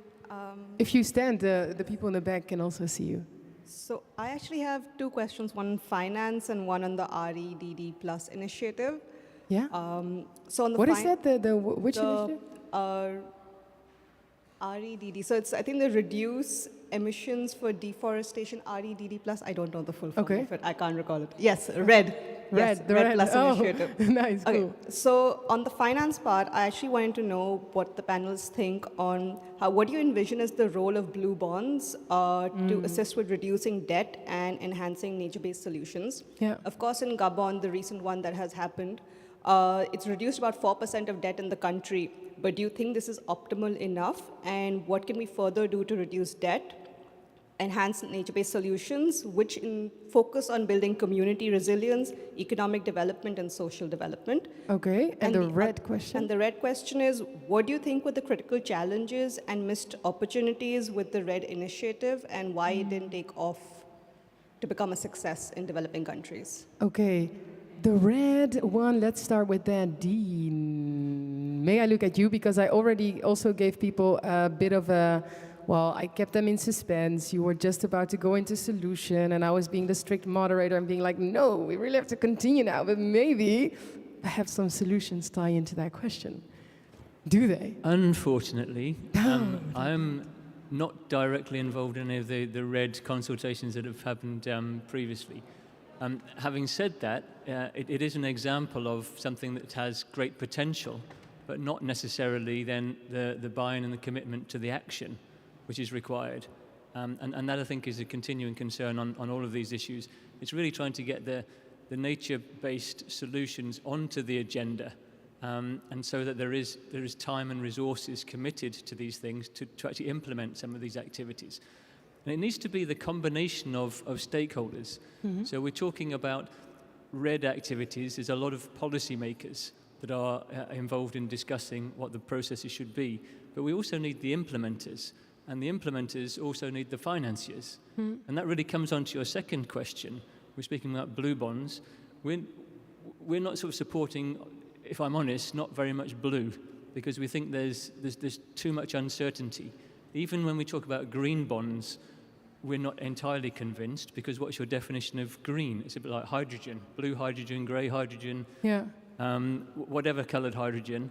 We feel we should be talking about renewable hydrogen, renewable bonds, because we don't want to have this miscommunication about what does green mean. Nuclear. Is nuclear green or is it not green? If we say renewable finance, then we're very clear. And I think that on the question there, for me, the key factor is that we have to motivate private sector finance. I've spent many, many years involved in energy funding, multinationals, bilaterals, and we talk about donors funding these activities, and we do a project here and a project there. It's minuscule, the amount of money that donors from the public sector can commit to these areas, whether that's energy specifically or nature-based. Yeah. Whereas the private sector, if we can have investment, we can convince private sector, we can reduce the risks, use public money to show that there's an opportunity there, then we attract private investment, and that becomes sustainable. Without the private sector, we'll all be talking amongst ourselves. Okay, yeah. We do a lot here, I've got to confess. Yeah, maybe. It's important. No, I agree that we need to talk. I think there were a lot of investors. I think I've seen many sessions where they were as well, but I think it needs to be done more. Irene, I wanted to go to you if you want to tap into that. I saw you listening in. Is this something that you'd like to add to as well? Maybe the element of finance? Yeah, well, I think in our case, we have a combination of public and private funding. Funds. Yeah. And we've been able to join into the equation the private sector. So we have some initiatives with funding. But I wanted to comment that last week was the Latin America and the Caribbean Climate Week, and I was joining some of the events related with nature-based solutions. And it was really interesting, some initiatives by young people. And a group of young people, their funds comes from different churches all over the world. So I think it was different, and they have a very good, interesting projects in some countries in South America. Okay. So I think we have to keep an open mind and be creative with the private and public and different kind of funding. Yeah, I like that. I heard an agreeable nod or sound coming from the left of Mirjana. Do you agree? Yeah, when Irina speaks, I remember, there are some faith-based organizations that supports young people work, and also they're more closer to the nature as well. So they're, because, the church usually, centered, in a forest and others. So I think they're the one who were supporting young peoples, and we need to also engage them as well. Yeah, okay. Is there another question from the audience? There's one here at the front. Please, if you'd like to stand as well, that would be great. Thanks. Really loving this session so far. Kathy from IUC and Climate Crisis Commission as the Deputy Chair. I guess this is really a question for everyone.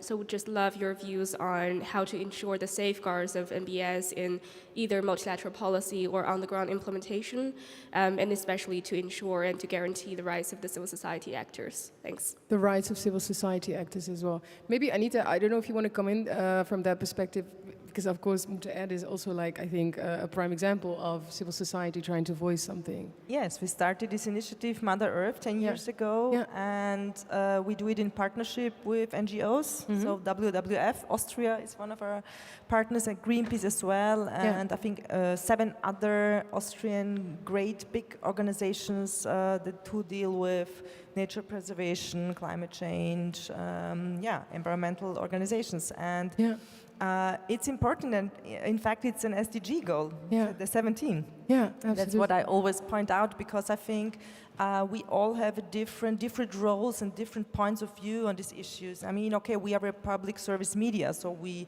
have to be objective, we have to be independent, but we use, for example, those NGOs, our partners, as a sounding board. Right. So we can listen to them. What are the most important issues?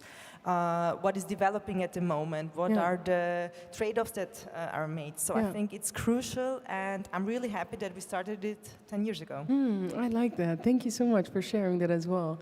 I want to do a little check, because there's something I keep on thinking about. Okay, so we've talked about finance a little bit. Maybe we can get a little more into that in a bit. But of course, I started out with you, Dean, because we were wondering about this sort of trade-off between nature being destroyed on the one hand, or we see that there's a risk for deforestation or natural habitat on the one hand, and the fact that we need to accelerate renewables. But I just want to get a bit of a feel here in the room. So everybody that's on their phone, you have about 2 seconds to act like you're listening, because you're going to have to do something in a bit, and you don't want to be the person looking around and being like, what's happening here? I want to do a little check. I wanted to ask from you, I want to do a little game. So we all know that we need to accelerate, right, when it comes to having renewables and implementing it. At the same time, there is the risk of wildlife being affected by it. I'm going to ask you if you think that it is not okay that wildlife will be affected in sort of like the acceleration and pursuit of the degree of renewables where we need to be at.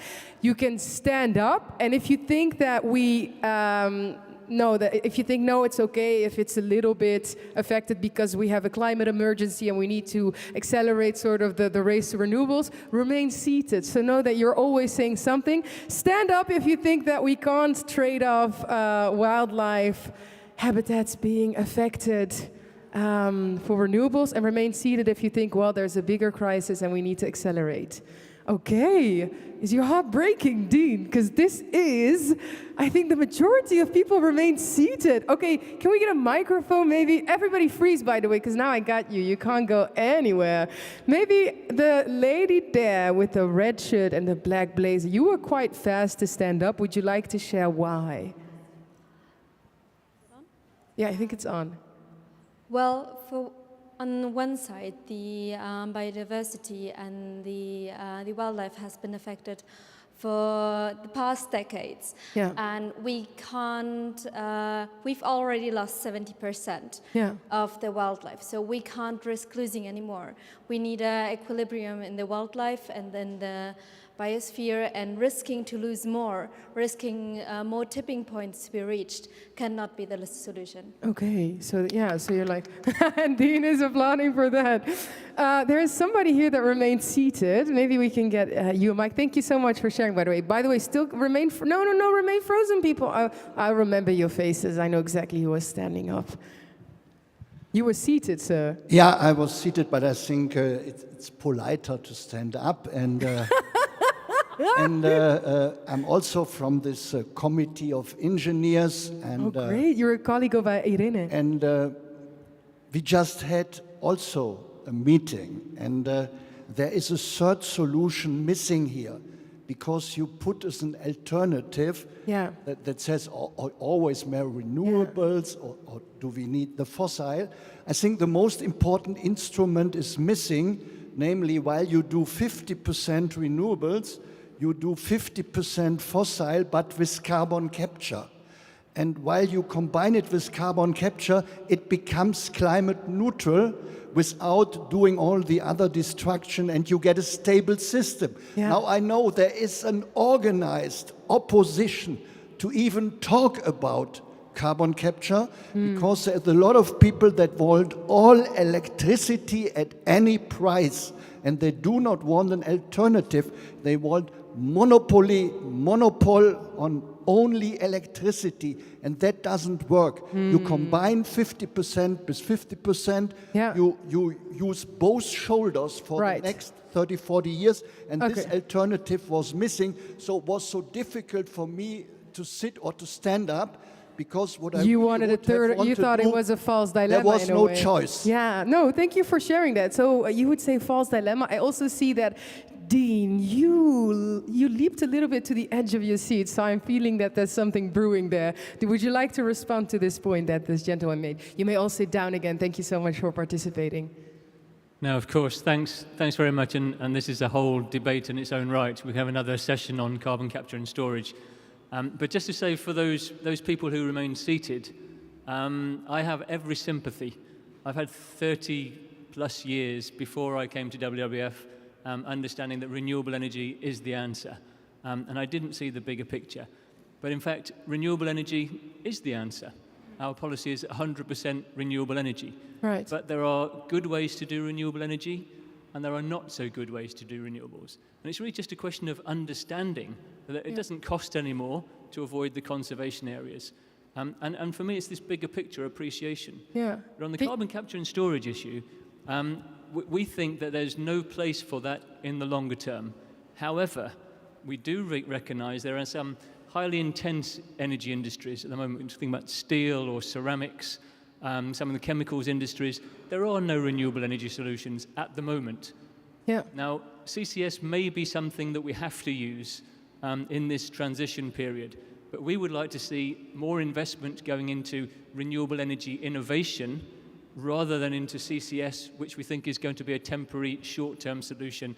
Many, many problems associated with CCS. And that's another discussion we can have afterwards, if that's useful. Yeah, maybe you guys can afterwards. When you say there are good ways to do it and there are less good ways to do it, not so good bad ways, basically, can you make that very concrete and tangible? Can you give me an example that like vividly shows me what you're referring to when it comes to limiting or even minimizing or even bringing to zero the effect on wildlife with renewables?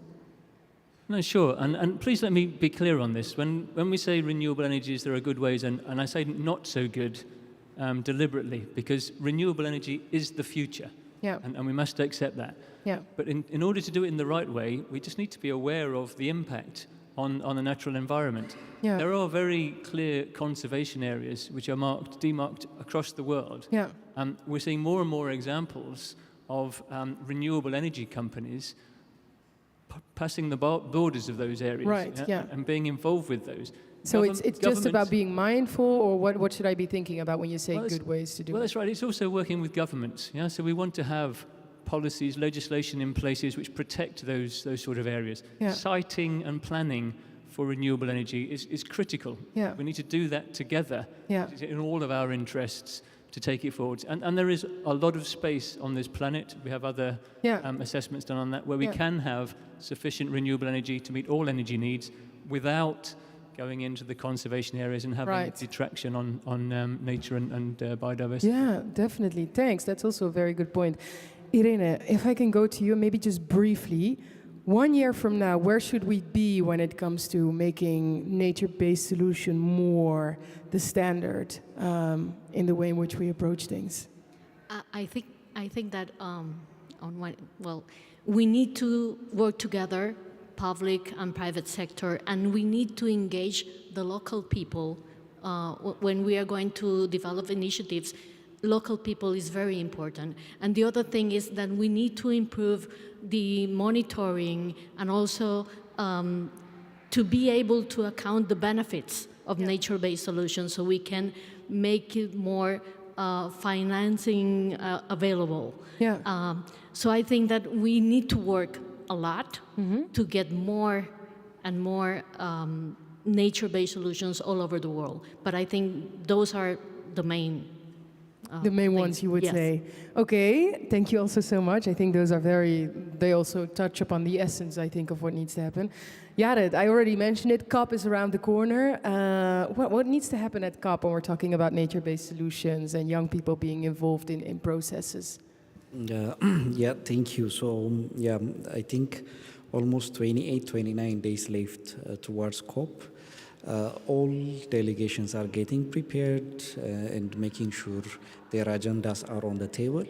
I know the nature-based solution is going to be discussed under the adaptation agenda item in the Glasgow Sharm el-Sheikh discussions.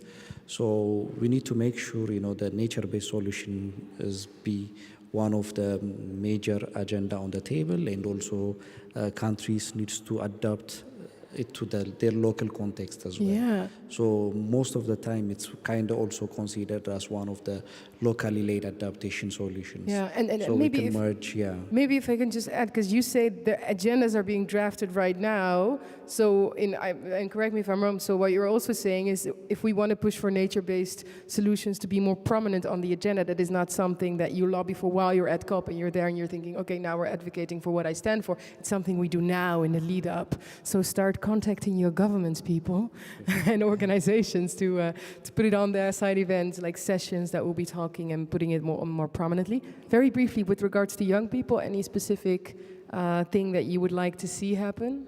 Of course, with young people, I know they are one of the main drivers for these issues. Yeah. There is a Use for Nature-based solutions initiatives. I know they are also really advocating for that one. Yeah. Really advocate at the local level with the issue of nature-based solutions. Right. So as one of the major climate action. Yeah, I like that. Maybe we can put that on a list after the report that Dean presented. Also check out Youth for Nature-based Solutions, if I'm not correct. Anita, final question for you. I'm curious, when would you say that we, because this is the second, but also the final day of the International Vienna Climate and Energy Forum. It's a bit sad, right? But that also means that after today, people go back to their everyday lives. When would you say that, leaving here, people will have gotten the message? What needs to happen when everyone goes back to their desks and their everyday lives?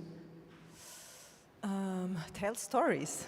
Tell stories. We heard a lot of very inspiring talks, a lot of different perspectives, and I think it's about, that's as well what media can do, to share the different perspectives, because we need a better understanding of all the perspectives on climate change, of nature-based solutions all over the world, because they are totally different. We have totally different starting points and totally different challenges. And I think this is what we should talk about with our stakeholders, our audience, our communities, and then, focus go on doing that. I like that. That's also something that everyone can do. Literally, not even the day after this forum, they can do it on the train ride back home or however they're going to go back. Thank you so much. Thank you to all four of you. Thank you to Estelle as well. I haven't forgotten you. Can we once more get a big round of applause for our panel, everyone, for sharing all of the insights, and for yourselves for being so engaging in this session. If you have many more questions, just jump right up to them right after. putting you here on a spot, but I can imagine that maybe you have more questions that weren't asked. Also, Estelle, I don't know if you have to run, but if people want to, they can. Oh, she said that they can. Now, with that being said, this already brings us towards the end of today's event. But don't be sad, because there are more sessions that are taking place still. We're not at the very end yet. But I think we've heard some valuable lessons, right? That each and every one of us can take along home in the work that we do and after we leave here today in Vienna. Now, regarding that, we're in Vienna, we're here in Austria, and if you're like, oh my God, I'm loving this, I can't get enough of Vienna, don't worry, because at the closing ceremony today, actually, we will have a special surprise for you. But will it really be a surprise when I explain it now? Well, maybe not, but then you are the only ones that are in on it, and maybe the other room where I mentioned it. But do join us for the closing ceremony, because we will have a performance by the Wiener Sängerknabe, which is the Vienna boy choir. They are the most famous choir in the world, dating all the way back actually to the Habsburg monarchy, where they were performing for the emperor and the empress. And today they will be performing for you. So as I said earlier, you will be in the same league as that. So make sure to check that out. With that being said, you were a lovely audience to have. Thank you for all your questions and input. And once more, a big round of applause also for yourselves. And then we'll see each other later.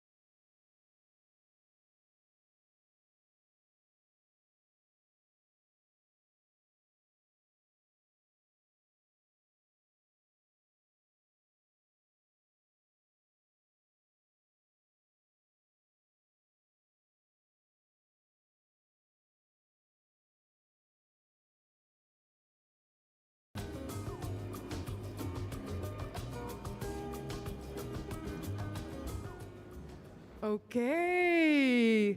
Good afternoon, hello, and welcome everybody to the UNIDO Climate Awards ceremony. Yes, you're in the right place.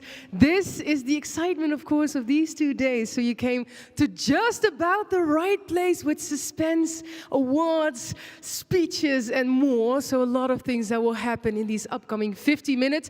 I don't know if you're excited, but I very much am. But I would like to hear, are you excited? Come on, folks, come on. We can do better than, we're talking UNIDO Climate Awards once more. Are we excited? Yes. Now we're talking. My aim is just to make the other rooms jealous and be like, what is going on in the Ceremonienzaal? Well, this is what we're going to be doing. Now, my name is Hajir Koubi. I'm a former United Nations Youth Representative for the Netherlands, co-founder of 2100, but above all, very delighted and truly honored that I get to present this award ceremony because in this past week, we have had the UNIDO Clean Tech Days of 2023, and it's really the final chapter today here at the conference that we will be looking at all these different participants that have been partaking. So just to give you a bit of an insight and image, these are entrepreneurs across diverse projects and initiatives that came together for this past week. We're talking about over 30 entrepreneurs from over 100, sorry, that is a lot, not 100, but 13 countries. That would be very impressive, by the way, if you had 30 entrepreneurs from over 100 countries. Very infeasible, but still, maybe it's an aim for next time, because that's also good to mention. This is the very first time that we're doing this. So you're present at a pilot, which I think is always exciting. Now, it's good to mention that we have some categories in which these entrepreneurs are focusing on. So I'm talking about renewable energy, energy efficiency, we're talking about waste, we're talking about green buildings, sustainable transports, so many things. But these are also, of course, topics that are so relevant. I think if there's ever a room that I don't need to explain the urgency of these topics to, then this is the room to be in, because you know how much acceleration and action we need within these fields. And because of that, I also want to say, and I know it's super cliche, everyone says it. I think it's always, it's my first memory of somebody saying this is my mom. I think maybe to many people it's their mom, but it's not about winning, it's about taking part in everything. It's very cliche to say everyone is a winner, but I mean it. I do truly mean it, because first of all, these are all entrepreneurs that have already been selected by UNIDO as people that are doing so many promising things within these different fields that I just mentioned. But also, we all know how much work is needed, and the fact that they are doing it is in itself already a winning position in itself. So can we just maybe, for a start, get a big round of applause to all those entrepreneurs.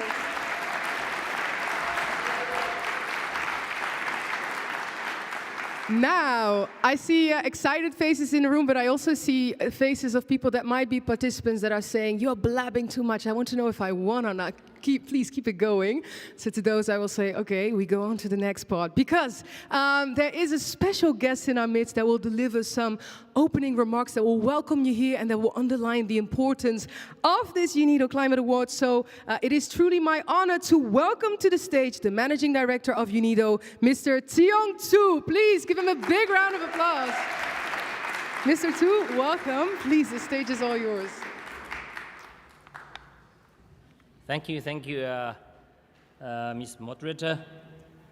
Excellencies, ladies and gentlemen, dear guests, this message is delivered on behalf of UNIDO DG. Welcome to you all. It is wonderful to see so many entrepreneurs gathered from all corners of the world. Here at the International Vienna Energy and Climate Forum, we are focusing on solutions to the most pressing question of our time: how to preserve a livable climate for ourselves and the next generations, how to provide access to energy, to sustainable energy for all, how to offer a perspective to the youth of the world, hope for their future. The world economy is continuing to grow. This is the basis of prosperity and the increasing quality of life. We of course want more. shared prosperity, but how can we decouple growth from emissions? This growth and the energy that drives it need to be sustainable. It needs to be clean. That is why I'm proud of the work of UNIDO on clean tech innovation and climate solutions.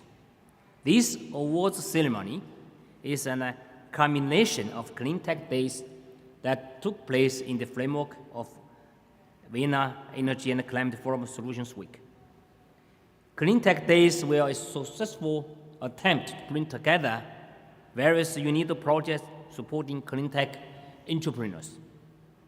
This reflects the spirit of collaboration and coordination that is the foundation of the global Clean Tech Innovation Program, the driving force behind the Clean Tech Days.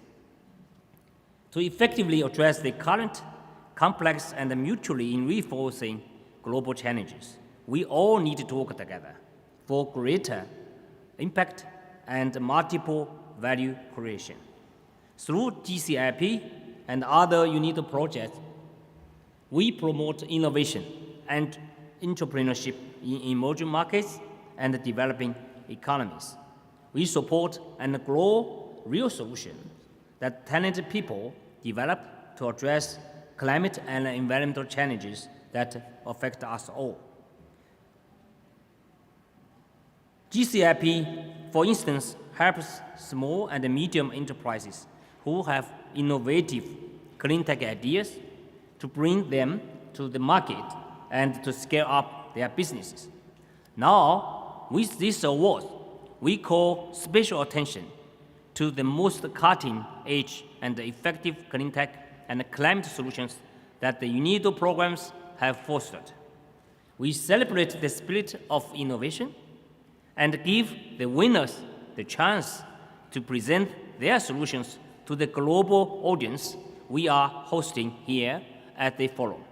Ladies and gentlemen, UNIDO's entrepreneurship support programs and the business it supports highlight the core of what I believe in and what we believe in here at UNIDO and what we work for.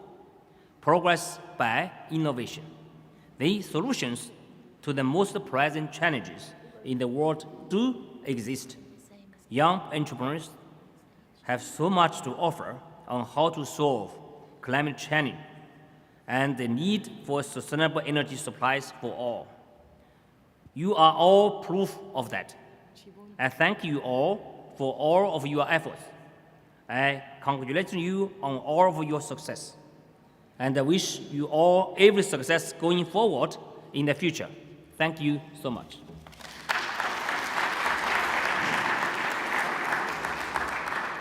Thank you so much, Mr. Zhu. You can actually stay with us if you don't mind.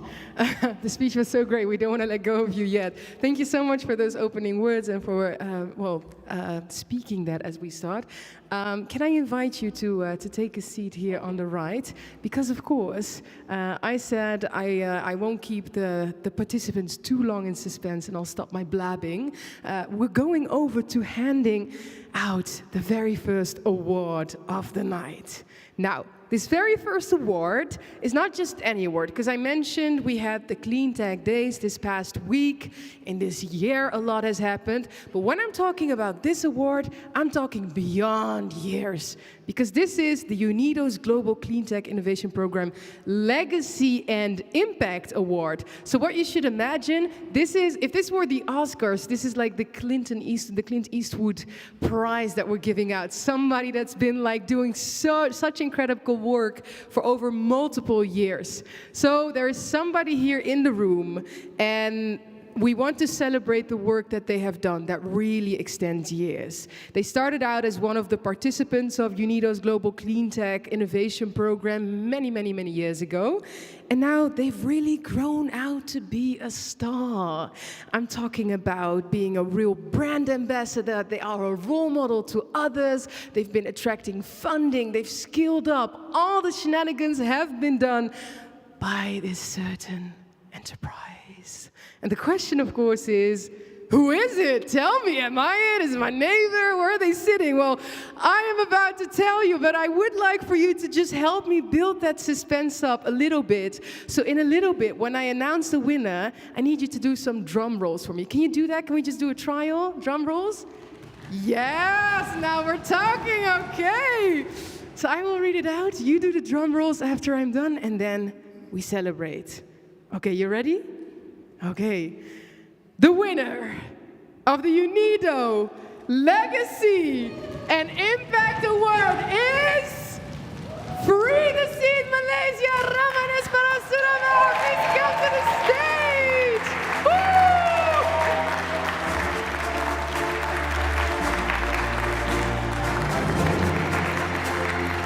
And Olga Ratai, will you also join us on stage as one of the program leads for the GCIP Award? Congratulations. Thank you. Congratulations. And Olga, please do join us as well, because you are the program lead. So perhaps we can take a group picture all together. Please give them another big round of applause, everyone. Woo! Keep up the spirit. Thank you so much. Thank you so much. Thank you so much. Ramanes, congratulations, I would say. I already mentioned this is like the UNIDO Oscars. And of course, at the Oscars, there's also a moment to say some words. So I would invite you to the lectern if you want, to maybe say a couple of words if you want to. Thank you so much. Right. Once again, thank you so much for this great award.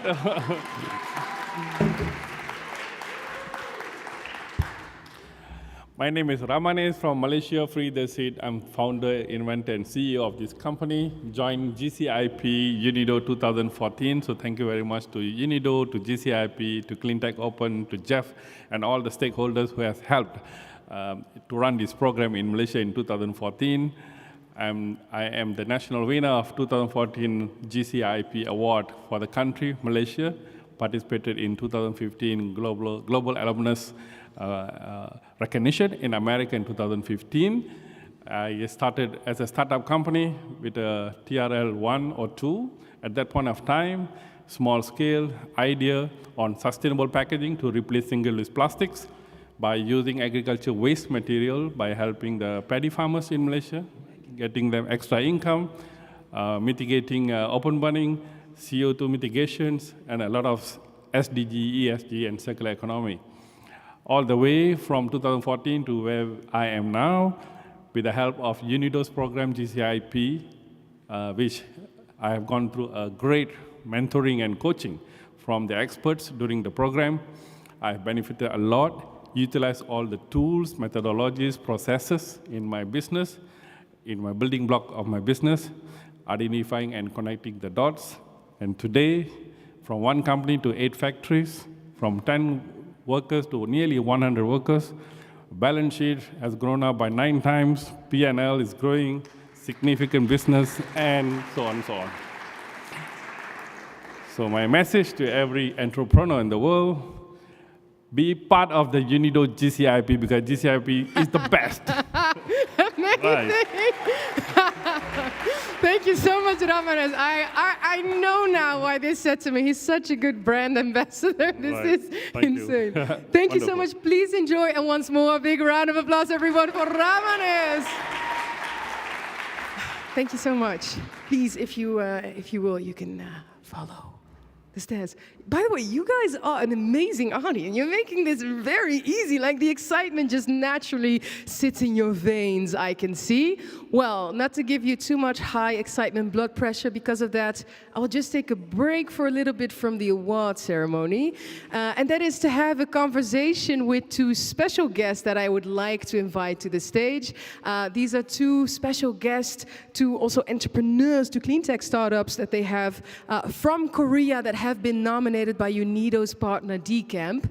And I'd very much like to hear from them how they experienced the last week. What was it like to sort of interact with like-minded entrepreneurs? So please, can I get a big round of applause for Sung Bong from Green Nuts and Sehon from Aksam Ray. Give them a big round of applause, and please do join me here on the stage. if you'd like to, thank you so much. Welcome. Hi, I'll shake your hands first. You sit there, I will sit here. You can take the mic. Welcome. Are you excited so far? How are you doing? You've been taking part in the UNIDO Clean Tech Days. What was it like for you to do that? Maybe Sungbang, would you like to go first? Obviously, it's great, great experience. Especially networking with the policymakers was invaluable. Also, I share my experience with global entrepreneurs in climate tech sector. Yeah. Facing same problem. I think I learned a lot here. Yeah. So it was also great. Okay, that's good to hear. Learning a lot, connecting with people. I think that's what it's all about. Sehun, what was it like for you? Yeah, Awesome Ray is the 5-year startup of Series B, but I think we are on the pre-A in the viewpoint of SDG and clean tech. Yeah. So I learned so many things in this forum and from so many of my friends. It's very, very good memory for me. Yeah, hey, and I mean, one of the core things of these Clean Tech Days, it's also to bring you all together because clearly you all have different enterprises and one might focus on biodegradable sort of sustainable packaging and the other might be focusing on renewable energy, but in essence, you're all trying to do good. What is it like to sort of connect with peers that are also, working on enterprises, whether it's climate focused or clean tech? What was it like to sort of get together as a group? Would you like to maybe add to that a little bit? Our technology Yeah. company also produced the brand new air solution system with the filterless system. Yeah, Awesome Ray can generate the soft X-ray, and soft X-ray can ionize particles in the air, including fine dust and bacteria and virus. And the ionized particle catches the charged plate without filter.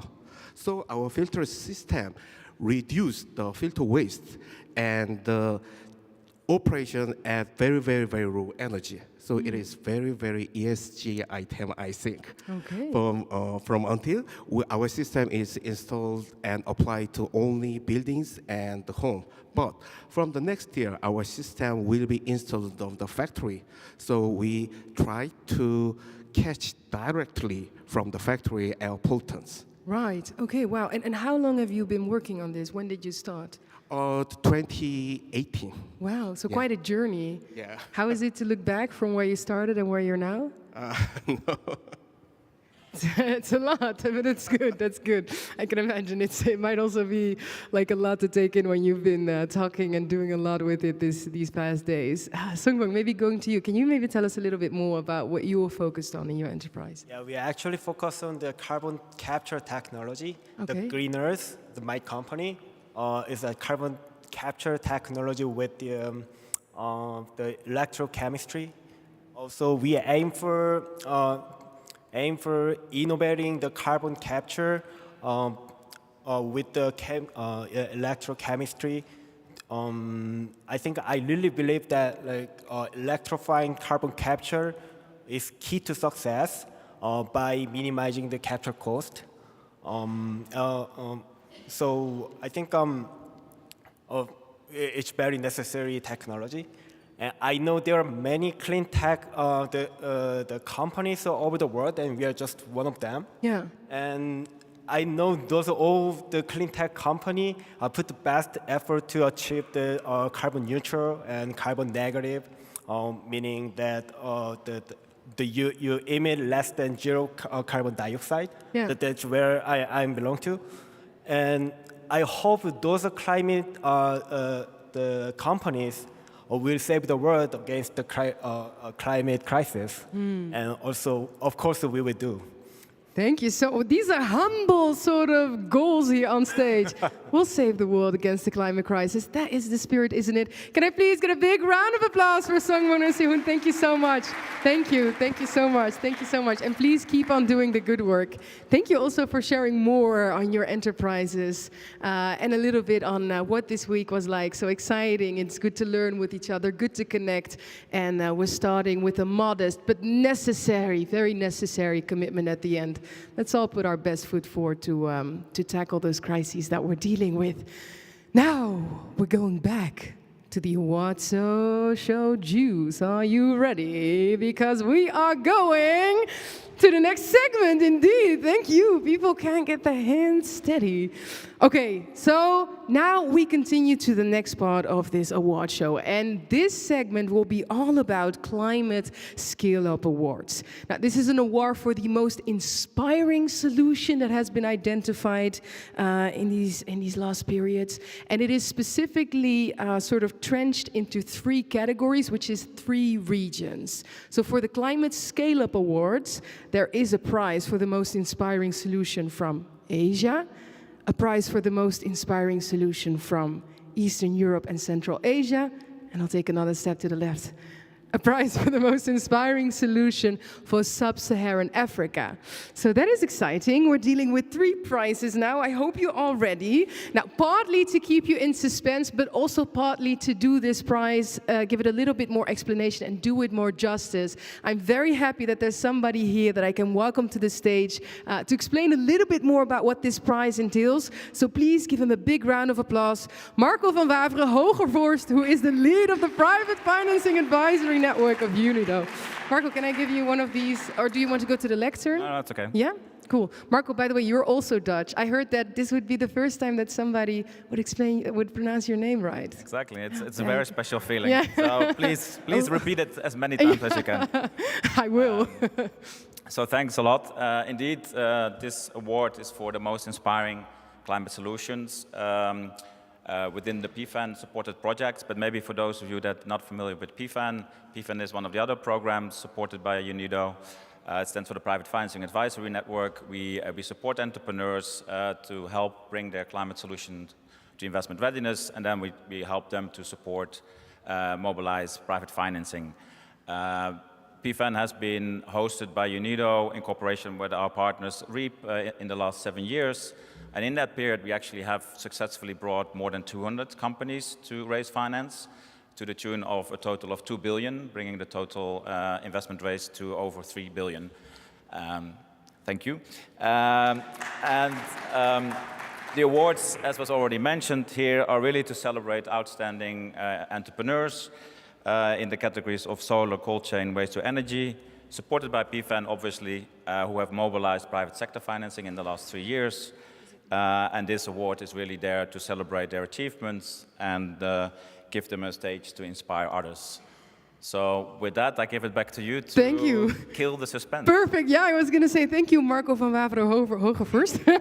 You told me to do it as much as I can. Thank you so much. And I'll say, Marco, please do join me. Sit here, otherwise I cannot put your words. Yeah, indeed. So sit down and we go on. Ooh, there was not an award that fell. Luckily, it's only a microphone. And now the technical team is saying, oh, only a microphone.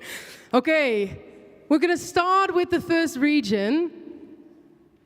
And indeed, thank you, Mr. Zhu. And we have Sanjana to keep us sharp. Please join us as well, because we're going to start with the first region. We know the drill. I need a little bit of suspense, a little bit of excitement. So again, can I hear that drum roll going again? Yes, that is what we're talking about. So the first award for the region of Asia will be given to, it's your cue, people, do the drum roll. The winner is New Leaf Dynamic Technologies. Give them a big round of applause, everyone. Congratulations. Congratulations. Let's take a group picture. And there they go.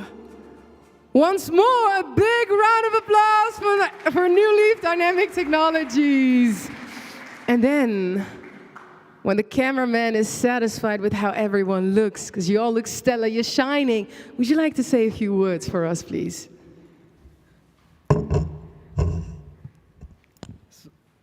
First of all, I would like to thank UNIDO PFAN for realizing the potential of the bioenergy-powered cooling solutions. And today we are having energy crisis, but if you look at India, there is 500 million metric tons of biomass, and only 30% is being utilized.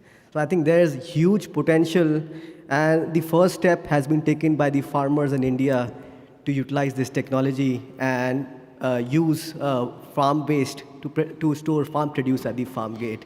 And with the support of PFAN, we have raised funding from co-founder of Facebook, Dustin Moskowitz. So he has been our brand ambassador to make sure that we are reaching out to the world. Thank you so much. Thank you so much. Thank you once more. Thank you so much, and please do enjoy. Okay, there we go. That is amazing, and it's incredible to see the work that you do on refrigeration and how you use biomass for that, and I only wish you the best of luck, because I think the potentiality for that to scale up is really what we need. We go on to the next region. Are you excited already? Because now we're going over to the region of Eastern Europe and Central Asia. And for the next winner, I'm going to need your excitement again. So get that drum roll going, because the winner of the Climate Scale Up Award for the Eastern Europe and Central Asia region is Perfect Park. Please welcome them to the stage. Congratulations, congratulations. Congratulations. Again, we do a nice picture. Put your best smiles on, folks. I will narrate what is happening here. A nice smile on the award. And to supporters on the side once more. Big round of applause. Congratulations. Yeah. Would you also like to say a couple of words? Thank you. My name is Sergei Telishevsky. I am from Ukraine, company Perfect Pack and Virtu Energy. We start our cooperation with PFAN in 2019 year. We work all this time with our project. We cooperate our wood production with producing electricity. In last year, we stopped this project with war in Ukraine, and we already believe that Ukraine win, and we start report after winner Ukraine this project again. Thank you. Thank you so much. Thank you so much. And can I also just say, I think it's incredible what you do, and you know, I thought the fact that, I mean, in itself, it's already so incredible to see how you use sort of production waste to help power not only your company, but what I found especially very inspiring is the fact that you use that power also to power a town in the Lviv region in Ukraine. And I think especially indeed given the times and the situation that we're in, I think that's especially commendable. So can we once more have a big round of applause for all the work that you do. Thank you so much. Now, time flies when you're giving out awards. Ready for the last one for this Climate Scale Up Award. And for that, we go to Sub-Saharan Africa. And the winner for the Climate Scale Up Awards of Sub-Saharan Africa is, drumroll, drumroll, drumroll, please. The winner is Green Age Technology. Please welcome them to the stage. Woo! And they've got supporters with them. Woo! Congratulations. Oh, wow. I love this energy. Congratulations. Oh my God, I think we need an extra award just for who does the best entrance on the stage, because you would win 2 tonight. My God, amazing. I see a lot of lovely supporters or fans in the audience, but this is amazing to see. Thank you so much. One more picture, just because you all look so stellar. I will also congratulate you. It's yours. It's yours. Nobody will take it from you. Please say a couple of words if you want. Thank you very much. Thank you, guys. Thank you very much. Thank you very much, UNIDO. Thank you very much, PFAN. Man, it's been awesome. Let me keep it to a so it will not fall. It's been awesome. And my name is Isumeron, like introduced. I'm the MD of Green Age Technologies, and we are focused on manufacturing of solar equipment in Nigeria. And thank you, PFAN, for supporting us in most of the financial raise that we've had. So to give you expo, to give you a side-of-side comment, if you are a startup and you are finding it difficult to raise funding, Talk to Mark. Yeah. So because manufacturing sector in Africa is not attractive to anybody, everybody's running for it because of plenty negative factors, but they found a way to help us structure our books, to help us structure our financing, and we've raised a lot of financing. Right now, I'm not at the stage where the first speaker spoke here, where he has 7 factories. Right now, I'm completing my first factory to be like 110 megawatt production capacity, and that has only been made possible by the support from people. Nice, amazing. Yeah. Thank you very much, and we hope that at completion, we'll make clean energy not just affordable, but accessible and acceptable in Africa. Thank you very much. Amazing. Let me still shake your hand because I'm a fan now. Congratulations. Can I do? Yeah, oh please, yeah. Look what he'll do. He'll do the Cristiano Ronaldo Sue. No, you got to do it now. No, I'm joking. Thank you so much. Thank you so much, Marco van Waveren Hogevorst. Yeah, you are dismissed. So a big round of applause for Marco as well. Thank you for everything you've done. Mr. Zhu, you will stay with us because we're going to go on to the next award. Are you excited? Of course, right? I mean, what can you otherwise be? And for the next awards, I would already like to call to the stage as well Olga Rataj, who is the lead of the Global Cleantech Innovation Program of UNIDO. Please take a seat with us. I'll do a short introduction, but then I'll give the floor to you to do some proper ones. Because we're going on to the next award, folks. This is exciting. This one is the Cleantech Startup Award. And for this award, we have 3 categories today again, but they're a little different than our previous award. First off, we will have an overall winner, but of course, because I like to keep you in suspense, that's the one we'll do last. We have an Outstanding Women Award, Outstanding Women Enterprise Award for today. And we have a Youth-led Award, which sounds like music in my ears, because I think those are things that need to be celebrated. Now, these awards are the result of a pitching competition driven by the Global Cleantech Innovation Program. But again, I'm going to keep you in suspense, but mostly have here somebody that's an actual expert on these awards to give you a little bit more context. So, Olga, please, if you will, and if you could explain to us a little bit more what the award is on. Is it on? Thank you very much, Hajar. So these awards that will be handed over now result from the pitching competition that we had on the 1st of November. That was facilitated by the Global Cleantech Innovation Program, but that included also other UNIDO projects supporting entrepreneurs. In the spirit of one UNIDO and building bridges between our different initiatives. So I would like to say again that you are all winners, irrespectively of if you receive the award in the end or not. I'm really amazed by the obstacles that some of you had to face in order to come here. Some of you came with the babies, some of you had to change your flights and traveled for several hours to be here with us. So I think this deserves another round of applause. Absolutely, let's do it indeed. Thank you so much, Olga. Yeah. Thank you. Thank you so much. Thank you so much. Okay. Wow. 7 hours of flying. What is an extra 5 minutes of blabbing to keep them in suspense? Shall we have a conversation with the 3? No, I'm just kidding. we'll get to the awards, don't worry. Because we are starting first off with the youth-led category. Who is the winner there? Well, let's just jump right into it. Drum rolls, everyone, because the winner of the youth-led solution is Mode Mobility. Give them a big round of applause. And welcome them to the stage. There they are, there they are. There you go, congratulations. And a nice picture.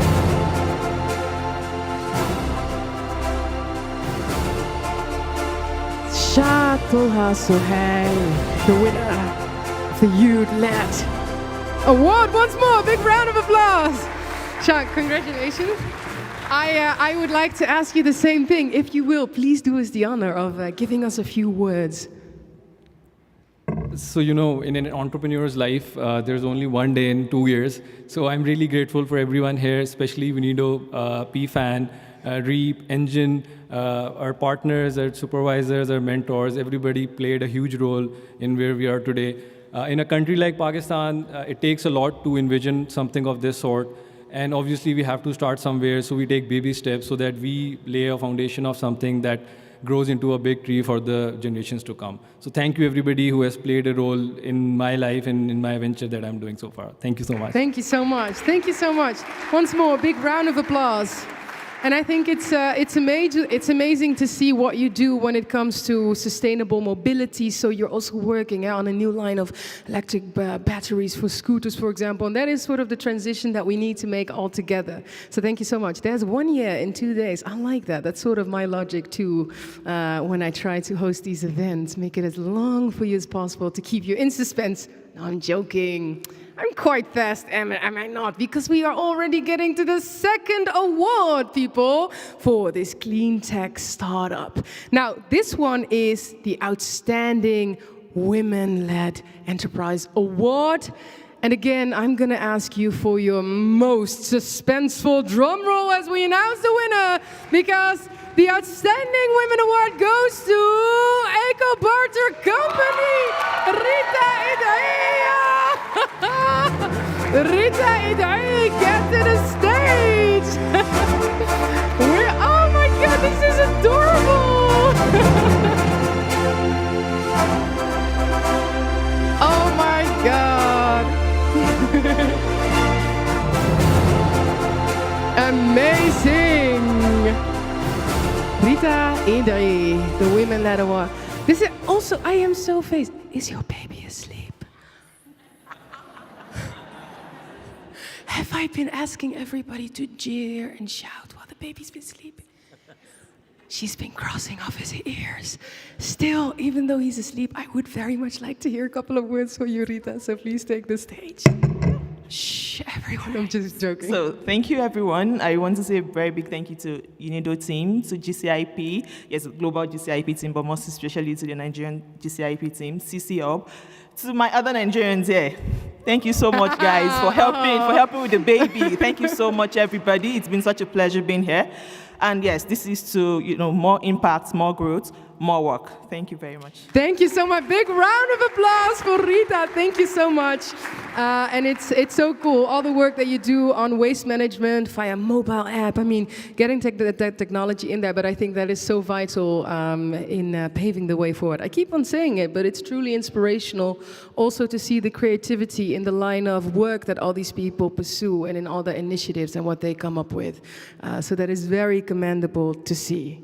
Now, there's one award left. I forgot what it was. Do you know? I'm not sure. Which one was it again?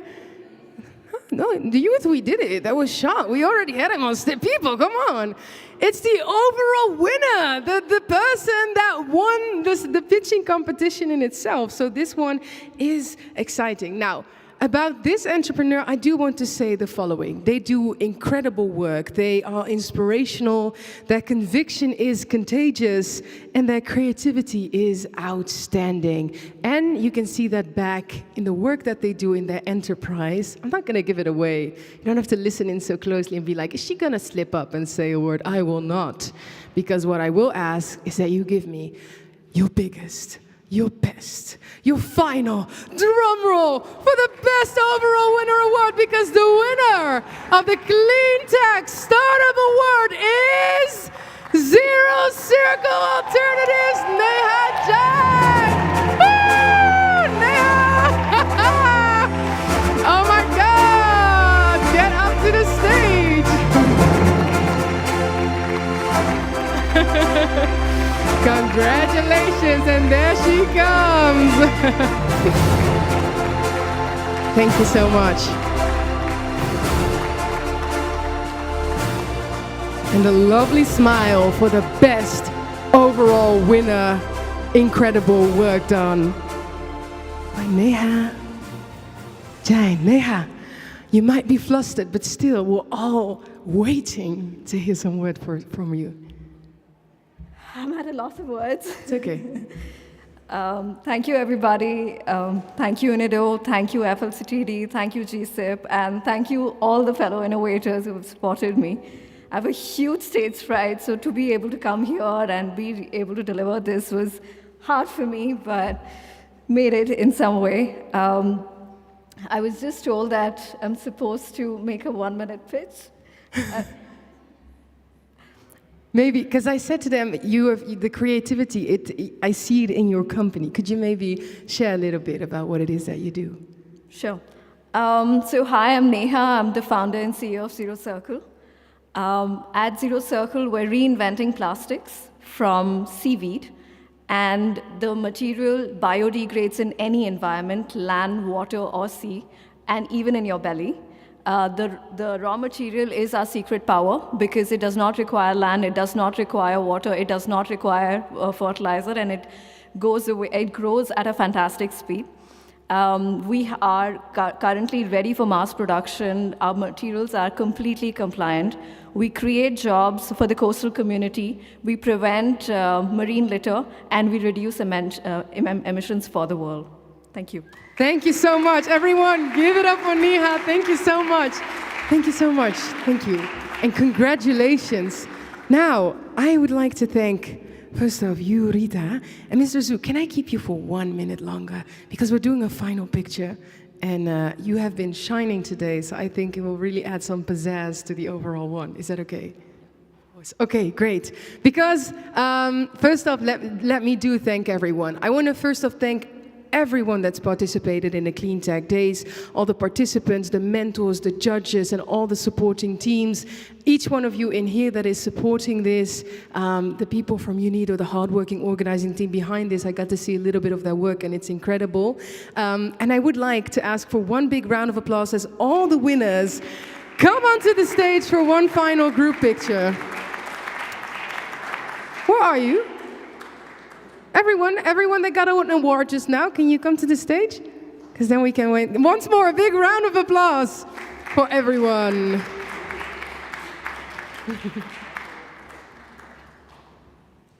Okay, there they go. I'll let you stand together. Amazing. And there they go. Once more, a big round of applause to kill the silence. I'm joking. I'm joking. This is incredible. Okay. Oh, wow. You put the tall Dutch guy on the right. I'm joking. Smile. Say SD cheese. I'm joking.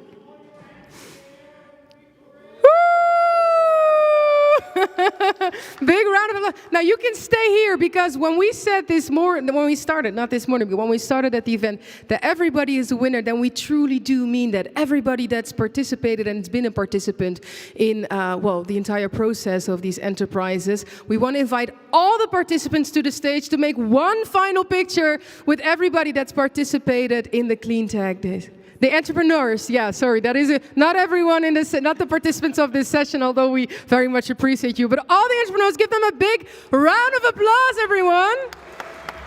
And then we make a final picture all together. Good point. No, thanks. No, that's...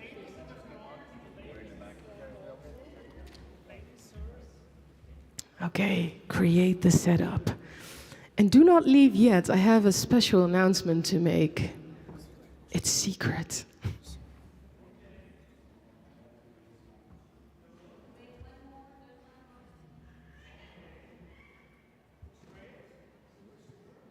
And all this time, the baby is still asleep.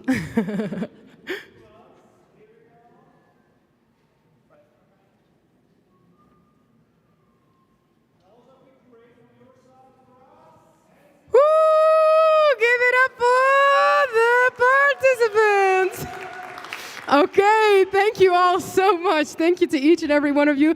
Mr. Zhu, thank you so much for being here with us and for joining us on the stage. For all the good vibes. Now, to everyone here in the room, unfortunately, that already brings us to the end of this award ceremony.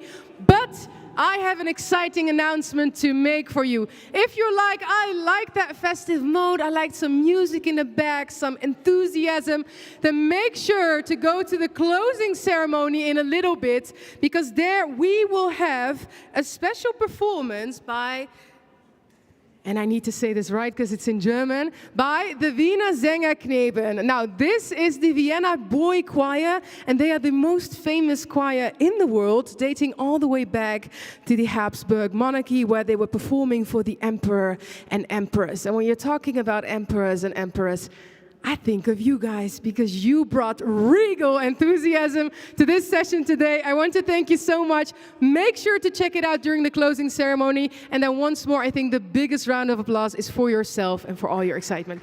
Thank you so much.